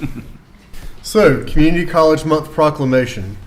Whereas the United States of America is home to more than 1,000 two-year associate degree granting institutions that serve nearly 12 million students. And whereas community colleges are a uniquely American educational model designed to guarantee access to affordable, high-quality higher education for all people. And whereas community colleges guarantee fair admissions for all students, attracting the most demographically and socioeconomically diverse students. And whereas without community colleges, American students would not be able to access higher education. And whereas North Carolina's great 58 community colleges provide opportunities for more than 500,000 students annually. And whereas Goldsboro's own Wayne Community College, which regularly proves itself to be the best of the 58, improves the lives of students with education and training, helps businesses and industries stay current and grow, offers community members cultural experiences, and serves as a vital center of the community. All efforts designed to meet the diverse needs of the people it serves. And whereas for every dollar that students invest in their education at Wayne Community College, they receive a return of $5.30 in higher future earnings. And whereas Wayne Community College not only contributes to the personal growth, health, and success of Goldsboro's residents, it also adds more than $28 million annually to the local economy. And whereas the Congress, by Senate Joint Resolution 158, created National Community College Month to recognize the institution's significant contributions to the strength, vitality, and prosperity of our nation. And now, therefore, be it resolved that the Goldsboro City Council does hereby proclaim the month of April 2024 as Community College Month in the city of Goldsboro, and encourage all citizens to observe this month by learning about Wayne Community College's myriad offerings and its value to our economy and to our community. In witness whereof, I have hereunto set my hand and affix the seal of the city of Goldsboro today, me. Dr. Pfeiffer, Ms. McNair.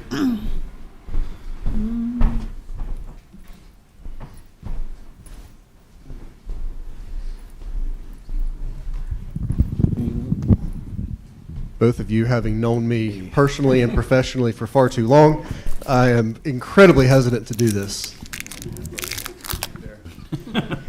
I'm Dr. Patty Pfeiffer. I'm the president of Wayne Community College, and I'm just honored to be here. And yes, I have known Charles for a very long period of time. He's a wonderful individual, and I know he's a great mayor, so I appreciate you inviting us here tonight. I'm Vita McNair, and I'm chair of the Board of Trustees for Wayne Community College. And yes, We can stop right. I was his elementary principal. So if you want to know these secrets. There's a couple of things that I want to point out that I know everyone here already knows. But this past Halloween, when the doors in the campus of Wayne Community College were opened up for an Easter egg hunt, the line, and I was in it, didn't complain a bit. Waited an hour and 15 minutes to get through the line, and no one was complaining because everyone knew that that was a safe, beautiful campus that was going to do right by the people who waited in line for that, for the candy, for the trick-or-treat event. That was a phenomenal decision. I know it was risky. I know it was one of those things, but that is an example of a community college being part of a community. And this past weekend, of course, being the host venue for an Easter egg hunt. Obviously, that was a church that was doing it, but it was on the campus because people know that that is a place where if they just go, they'll be safe and they'll be successful. So, again, I'm not supposed to be the one that is talking on behalf of them, but it is what it is.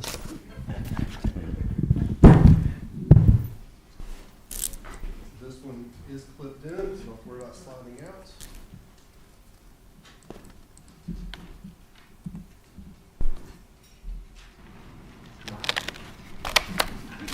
Thank you. Do you have anything? Yeah, I just want to address our mayor, Gaylor, our city council members, our interim city manager. I really appreciate the support. Wayne Community College is here to serve, and we are to serve our community. We're going to serve our citizens of Goldsboro, our citizens of Wayne County, and surrounding counties, because we have a lot of students that come from out of county. So whatever that need is, if you're listening or watching this, please refer them to Wayne Community College. We are assisting with from re-entry. We have high school kids that we educate. We have people coming back to learn English as a second language, come back to get their high school diploma or adult high school degree, obviously college transfer, career and technical education, and if you want to upscale and want to come back and learn some additional skills in the career and technical skills, we are here to serve. So thank you very much again for acknowledging Community College Month during the month of April. Thank you, Charles, Mayor, and friend. Thank you. Thank you.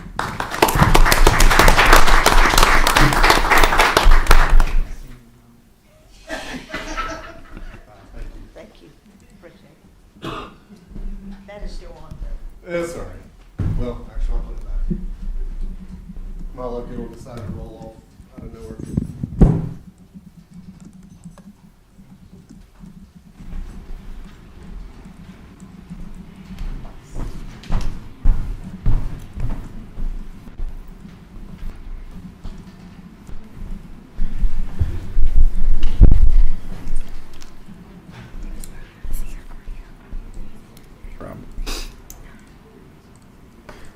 I believe that concludes our presentations on our ceremonial documents. Our next item on the agenda is a public hearing. It is item F. I believe I have a representative from planning. If you come forward and get us started. Thank you, Mayor, Council. Good evening. Evening.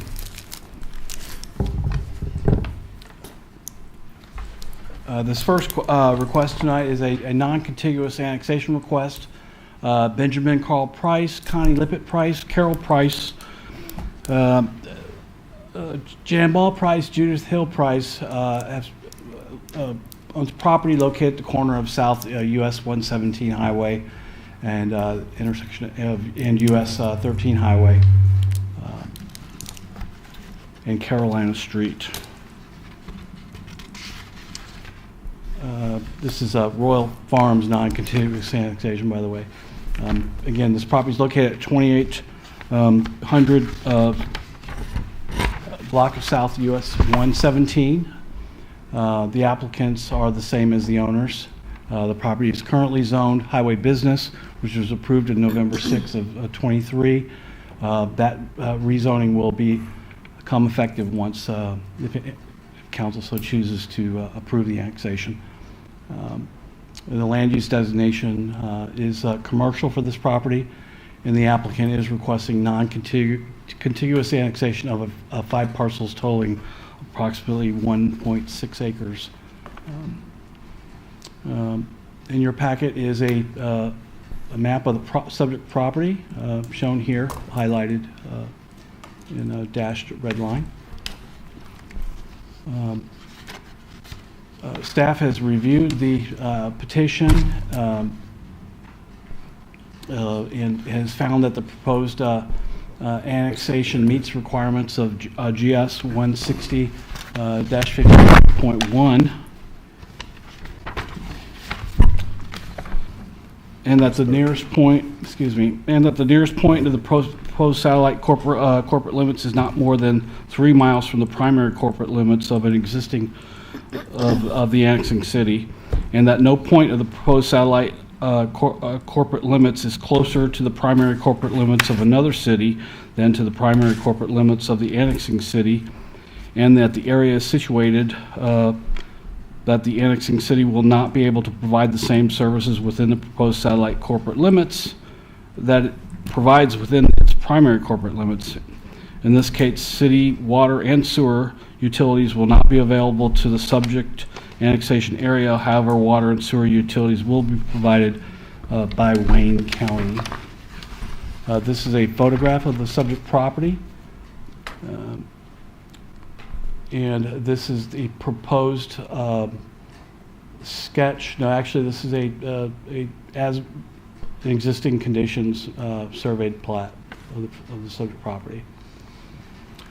City Council is requested to review the petition, conduct a public hearing, and make a decision to approve or disapprove the requested petition for voluntary non-contiguous annexation. I will be happy to answer any questions you may have. Council, any comments or questions for planning? Hearing none, I guess we will move into the actual public hearing. Ms. Getz, with this one being standard zoning, we do not need to do any swearing. Perfect, just making sure. All right, so with that, we will open the public hearing. Those wishing to come forward to speak on this non-contiguous annexation request, please come forward. Second call, those wishing to come forward for the non-contiguous annexation request, please come forward. Seeing none, we will close the public hearing. So with that, council, are there any further questions for planning regarding this annexation request? Hearing none, is there a motion to adopt the ordinance annexing the subject property effective April 1st, 2024? So moved, Mr. Mayor. All right, there has been a motion to adopt the ordinance annexing the subject property effective today. Is there a second? I'll second it.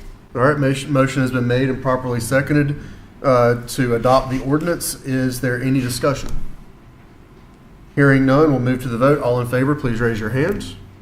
All opposed, same sign. Seeing none, motion passes. The property is now part of the city and subject to the rights thereof. Wonderful. We just expanded a little bit, guys. Look at that. All right.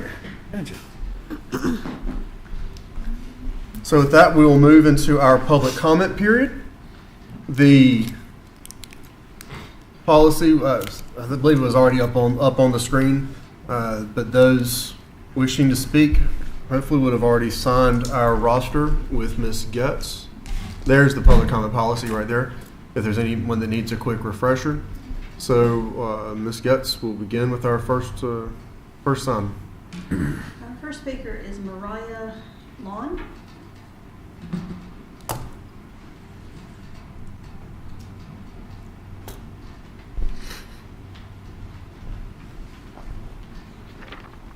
Hello. Evening. My name's Mariah, and I'm the owner of a small business called Fin and Flops. While we do sell online, my primary mode of selling is pop-up markets, and this is on purpose. I love selling at pop-up, craft, and farmers markets, and I'm a regular vendor of small batch craft market events. I started Fin and Flops in 2022 to get out into the community after moving here with no friends or family. I did write that. I did move here with my spouse. They would kill me if I didn't put that in there. And I have been lucky to do so, get out into the community and meet some incredible people and pups. I will keep my comments brief, but I attended last council meeting where future Mulberry pop-up markets were denied, seemingly due to the street closure component. The conversation became about, quote, finding a space, and the suggestion of a parking lot was made, which, as a side note, would only increase the parking issue currently plaguing downtown. As a vendor, it felt like you do not want us here, even though most of us are local to either Goldsboro or surrounding towns, and partner with many of the brick and mortar stores downtown already. While I understand the council needs to reach a consensus on policy, I do suggest halting all applications requesting street closure until that policy can be enacted. Although I was disappointed with the meeting outcome, the real frustration came after when I watched the closed working session. It was, quite frankly, appalling to hear suggestions that the pop-up markets would be, quote, taking away revenue from local businesses several times per year and, quote, sell some of the same items. First, yes, some of them are actually exactly the same because, like I said, many pop-up vendors partner with downtown stores already. You can find several of my friends' work in Lola's, Gypsy Bean, and more, and even a private gallery downtown. Second, after hearing these comments, I was surprised a pop-up market was held at a local downtown business several days earlier that seems to be continuing on a quarterly basis. So the issue does seem to be with us specifically. I ask the council to consider fair but also consistent and impartial policies that are inclusive rather than exclusive. We want to be here and continue bringing our art and craftsmanship to Goldsboro. I do also suggest coming to this Friday's market on Mulberry. You can see for yourselves the interest from the community and the stores located there who will be amending their hours to participate. We only want to be a part of the community and provide a fun, safe, and family-friendly event that Goldsboro can enjoy on a Friday night. Thank you. Thank you. Our next speaker is Hildegard Fawcett.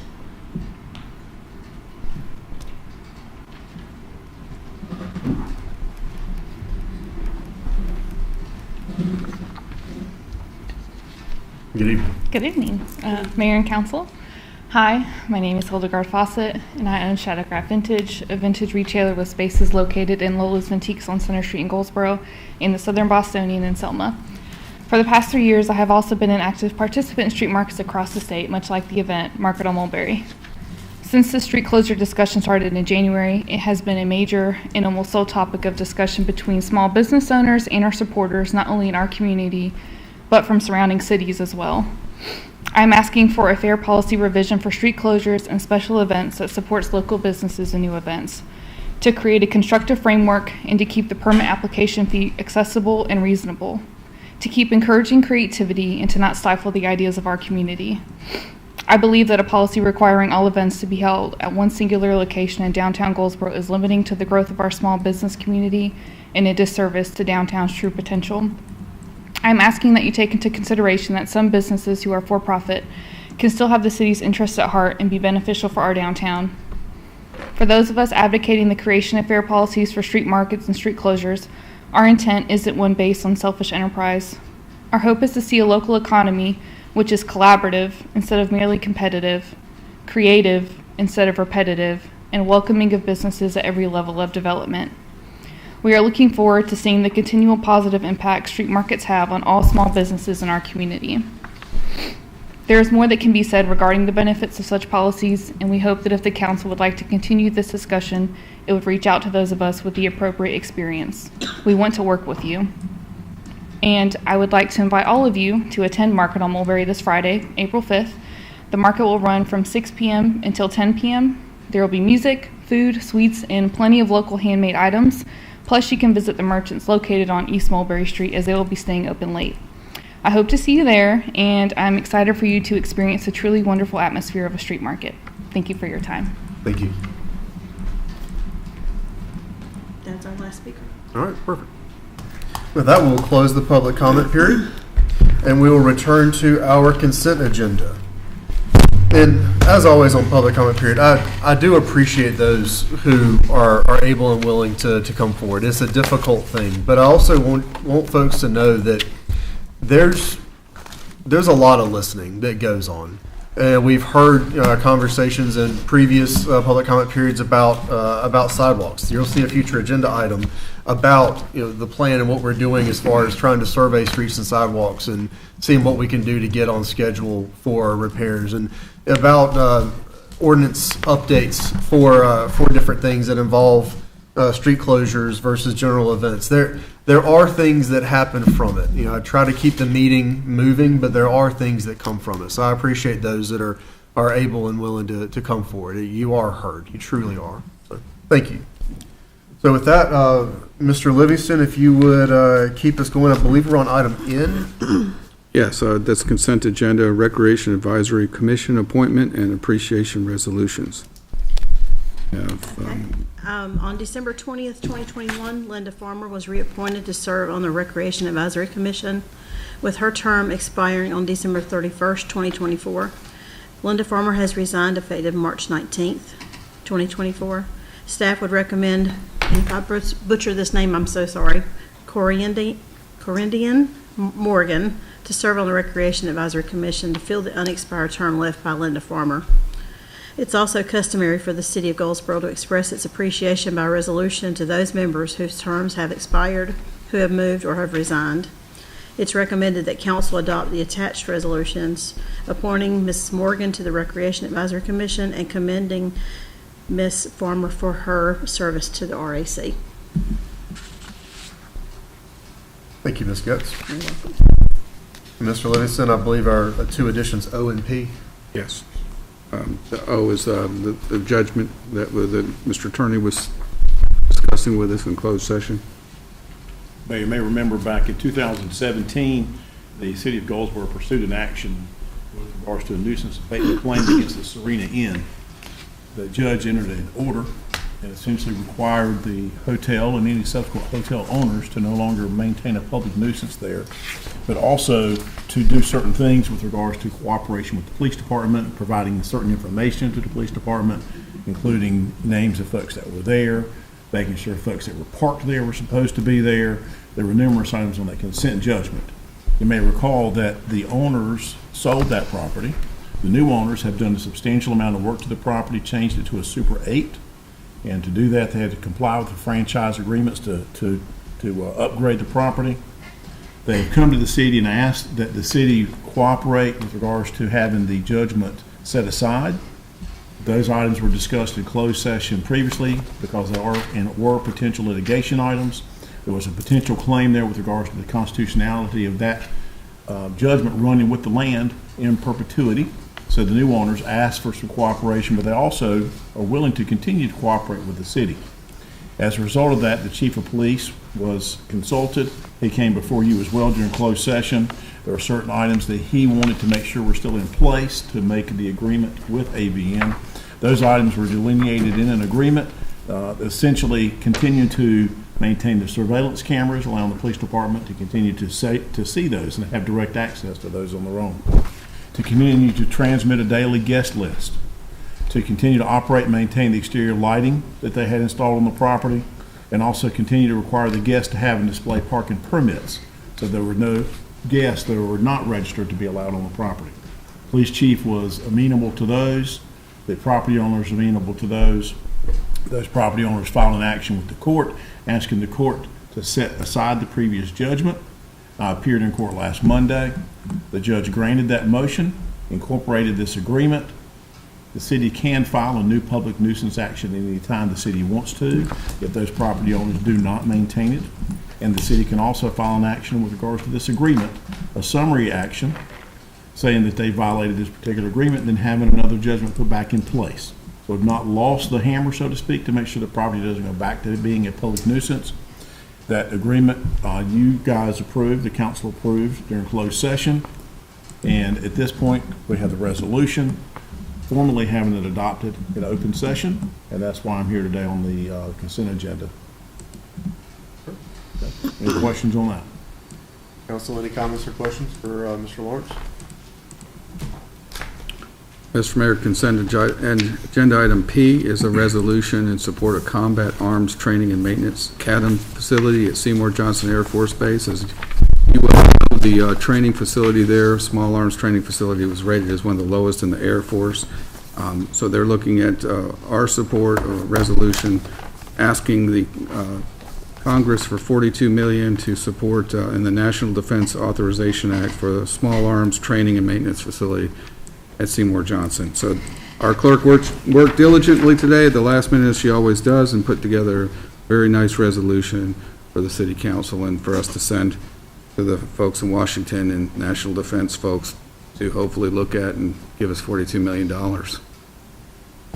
and a new facility.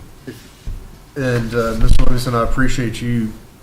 So y'all know, the city leadership, myself included, and members of council as well, we do our best to make sure that we are getting in front of our base commanders on a regular basis. And Mr. Livingston, interim city manager, in his interim city manager capacity, have certainly done that. And one of the things that we identified as a potential way to help is to put forward resolutions like this, but then also look for ways that we could potentially partner with funding on doing some things that could be joint use properties and joint use facilities.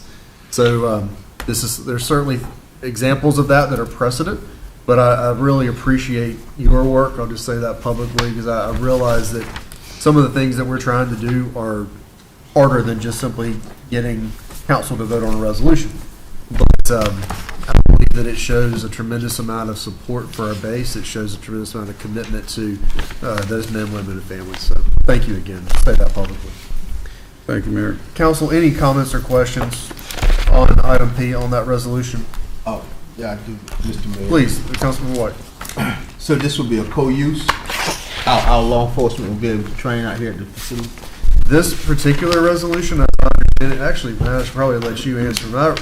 My understanding of this particular resolution is just asking that they look to fund the existing facility. Another approach that is ongoing. You're in a bit. What is DSIP? Can you talk through that a The little Defense bit? Community Infrastructure Program is a grant that we discussed briefly after meeting with them, and the base does not have shovel-ready design plans for any facility like this. I asked about that, but that's something that we could work with them on, or they could do for the future, and then we would put in a joint application to the Defense Community Infrastructure Program application for funding for that type of facility that would help our first responders, our law enforcement, as well as the folks at Seymour, the men and women at Seymour Johnson. But we are asking on this year under the Defense Community Infrastructure Program for funding for our UV treatment plant, which we've asked for the last couple of years because we didn't have a grant shovel-ready application. So we're going to do that for future years. But this was just came across us because we were asked to do it this morning because they're going to work with the folks in Washington to see if they can't put it in the budget to make it happen. So I don't think it would be a joint facility, but we do envision trying to get a joint facility in the future. If we're not successful in getting it, funded just outright, then that's when, of course, Plan B is trying to do a joint facility to do something. And yeah, just exploring every possible avenue. I got you. And if y'all don't mind, who is they? I mean, who asked us to do this? Just out of curiosity. It came across from the, I guess the Henry, the attorney that's with Friends of Seymour, has an email this morning, and says that the county is also doing a resolution, and it's also the new consultant that's helping with the Seymour Johnson efforts and squadron and things like that. He feels like this would help, so it's also working that angle as well. Crossroad strategies. I believe their strategy is trying to draw as much attention as possible to investments at Seymour Johnson. So. Any other comments or questions on the consent agenda from council? All right, hearing none, is there a motion to approve the items of the consent agenda as recommended by the interim city manager and staff? I make a motion that we approve the consent agenda. All right, thank you, Ms. Weeks. Is there a second? Second. All right, there's been a motion and a second to approve the consent agenda as recommended. Is there any discussion? Hearing none, we'll move for the vote. Ms. Getz, if you'd do a roll call. Mayor Taylor? Yes. Mayor Pro Tem Matthews? Yes. Councilman Boyette? Yes. Councilwoman Taylor? Yes. Councilwoman Weeks? Yes. Councilman White? Yes. All right, motion passes. There are no, that concludes our consent agenda items. We'll move to the next category, items requiring individual action. There are none, and we'll move directly into our city manager's report. Mr. Livingston. Thank you, Mr. Mayor. I just have one item that I'd kind of like to discuss with the council. It's been brought to my attention that we may need to consider, or probably should consider, further security actions for this building for our meetings. And one of the things the chief and I kind of discussed was, and also the mayor too, was limiting our access to one door and also having a screening way to use either a wand or some type of device. So I've asked the chief to look into that. He's pulled some preliminary numbers, but basically just wanted to get your feelings on, and chief, if you want to weigh in on what those numbers are, if you have a basic idea of what the wand would cost in getting a private security firm out here, and also just limiting access to one entranceway, the main entranceway. Yes, please. Good evening again. These are very rough numbers. I think at minimum, a pass-through metal detector would be, I think, $2,400, $2,500 for one unit. If you do the handheld wanding devices, they're running about $179, $180 per unit. As far as a private security firm, we haven't got any information back, but to kind of put it to closely what we tried to do or what the United Way tried to do at the Salvation Army, it looks like the cost is $40 an hour would be kind of the normal rate, but we haven't had any feedback on that yet to go any further with that question. So that's kind of where we're at that. Staffing level, obviously you have one officer here in Chambers. I think to pull this off, you would have to have a minimum of 2 officers at the entry point. And then to do a one-way entrance, obviously, would be some sort of signage at the top of the elevator or the stairs to direct people to come this way to the council meeting. So staffing-wise, for the police department, you're looking at a minimum of staffing of 3 with your council meetings. So, Chief, part of this conversation would kind of be to replicate what the county commissioners already have. Mm-hmm. You know, when you go to a county commissioners meeting, you're already inherently going into the courthouse, and so you're going through their standard entry points and their screening. And the thought was to try and replicate that, not to be any more intrusive than necessary, but also providing a similar level of security. So, I mean, obviously, their meetings are during the day. So it's already during the work hours. So that's a little bit different. Do you think that we could do this using existing equipment, limiting it to one entrance right down there, and then, like you said, having points, and an officer up here, and then 2 officers down there, and then once the meeting starts, being able to drop one? Is that kind of your thought, if we were to try to do it internally? Yeah, I think we can closely resemble what they're doing over there with the county. Okay. I think it's doable. Obviously, we don't currently have the equipment, but Right. Putting it in place, I don't think would be a great endeavor to be able to accomplish that, but I think we could replicate it. So this will be for day-to-day operations as well, not specifically for a 7 o'clock meeting that happens on 1st and 3rd. This will be something that anybody going to our water department, finance, planning, all of those people are going to be fed through that. It's not something specifically for just this. I was really thinking, I hadn't thought about it for the whole day because we have someone there that's up there, and I haven't seen any kind of reason to warrant that particular level of security, but I understand for meetings, sometimes they can be contentious, and sometimes we're hearing things from the public that maybe we need to do some further security measures, but I hadn't heard any concern during the day that we've had. I wasn't aware of it, so in a later date, I would love to know what some of those comments were. And I know when I go into the courthouse, that's a day-to-day operation, so that kind of covers all of that. My thing is just having that infrastructure for our county, our meetings that are on the 1st and 3rd, as well as, That's why I brought it up for discussion. People, I think if we're gonna do that, it needs to be, everybody needs to benefit from that, not just, everyone needs to benefit from that, not just in this setting, if we're gonna do something like that. It's good feedback. Is there any other thoughts or concerns? Any other requests that you want as a interim manager is looking to build a plan? Any other thoughts, concerns? Okay. So we have some feedback. Let's look at what it would take to have, I guess, in effect, a single point of entry, at least for general members of the public, because obviously the employees have the little things that go in different ways. And let's You see said the what- wand is only $179. Average is around about $179. My feedback is I definitely think that we do need something. I mean, we've got security in place for our Board of Education meetings, for our county commissioner meetings, and I do know that our meetings can get contentious at times, and I feel like going forward that we should look at putting some type of security measures in place. Or additional security measures, because we definitely have the presence of our I think we Goldsboro need Police additional. Department. I think we need additional. I can look at it, that's why I was getting the numbers, and we can put it in as a budget proposal and go at it like that. Or if you feel like we need to move it on quicker, we can look at that too. Well, and right now at that main entrance, we already have temperature, right? And Yes, sir. so it's not metal, but it does give you some modicum of it, and you could, Well, that's for y'all are security experts. Heaven knows I'm not.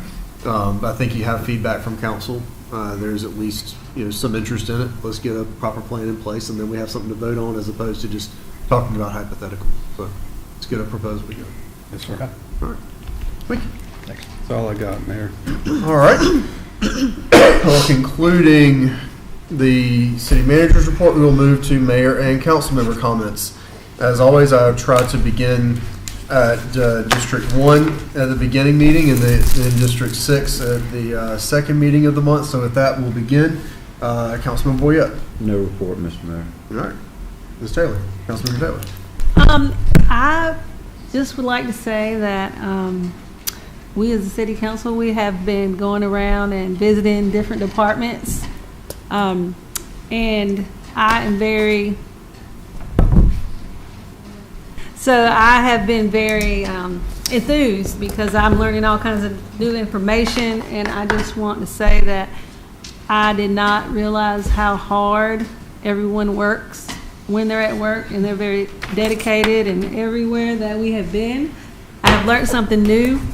So when our planning and all the other department heads come, we definitely know more about what you guys are talking about. So that's it. Britton? Yes, I just want to send a special shout out to the Goldsboro Fire Department. I had an opportunity to ride with Station 4 for an entire shift. It completely changed my outlook on their job and their importance and just how much we should support them.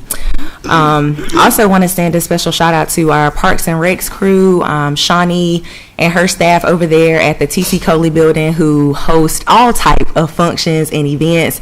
They also have a April line dance party coming up, so I invite you to come out and line dance. It is some of the best fun if you have never been. So thank you to all their hard work and WA Foster Center staff. And as well, there's a few families in our community that are suffering some losses. So if you could just send good, positive vibes and keep those individuals in your thoughts and prayers. Thank you. Thank you. Ms. Weeks, Councilmember Weeks. I want to first of all thank the young gentleman, and I don't think I wrote his name down, that spoke earlier for Second Chances. And if you are not familiar with the reentry program that we have locally here, I encourage you to get involved. I personally have worked with that program and had clients that have successfully went through that program. And so if you're not familiar with the program, if you're not utilizing it, I encourage social workers, I encourage providers, judges, lawyers to get involved and see the wealth of knowledge that this program can bring to your entity. I have definitely seen the results that it is cutting back in our recidivism rate. So I honor the young gentleman who spoke earlier. Make sure you guys tell him he did a great job. The second thing, I want to honor Wayne Community College, and especially President Patty Piper and all of her staff. I've seen firsthand the impact that college has had on my family. Both of my children have attended Wayne Community College. I attended Wayne Community College myself, so I just honor them. And also, this council was invited to Seymour Johnson Air Force Base for our change of command. And so I want to congratulate Colonel Morgan Losey and just say that we are looking forward to partnering and serving with the base. And so thank you guys for inviting us to that. And then lastly, Wayne Opportunity is celebrating 60 years of dedicated community service. And so I just want to congratulate them as well. Thank you, Councilman Weeks. Councilman White. Thank you, Mr. Mayor.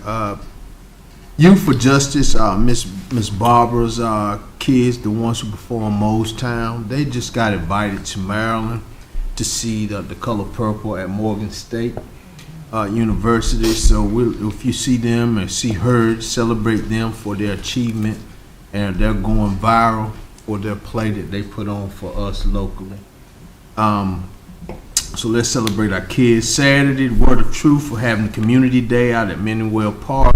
Starts at 10 o'clock. So if you could, go out and support that. They're trying to get back into the community so we can build some hope. And, when I grew up, things started at the church and then it flourished out. We ask the prayers for all our servicemen and women and their families, especially those who are in harm's way. A special prayer for our airmen who left Seymour Johnson as they are on their quest to keep freedom free. And then the DSIP program that was just spoke of by our city manager. There's an email that went out today from my office. We're doing a workshop at Fayetteville Tech on 18th of April to help people write those and craft those up. So maybe we have some more grants by the DOD, because we didn't get any. We had 20 from the state of North Carolina and we didn't get any. So We'll make it happen for hey, us. we did some research and we took bits and pieces from everybody else's state, and we're gonna try to put it all together so we can get at least one win. I want to get that one. Okay, no doubt. And then for the pop-up community, I'll be there Friday to see what it's all about and to celebrate with you, and hopefully we have a great event. Thank you, sir. Thank you. I'm going to echo just the involvement that churches are doing, right now, and that's not intended to send a message that they weren't before. It's just to simply call out the good work that is happening right now. Look at this past weekend with Easter egg hunts. Look at the work that is going on trying to support United Way and the city, as we've had to make some very tough decisions and some tough actions around homelessness around the city of Goldsboro. So I really do appreciate the work that they are doing, and I'm grateful for it. Parks and Recreation has also got senior games going on right now. Got to do a welcome for that earlier this morning. Absolutely fantastic. Today was basketball, billiards, and table tennis. And a big slate of participants today. I know they've got a busy month scheduled, and a lot of excitement to go.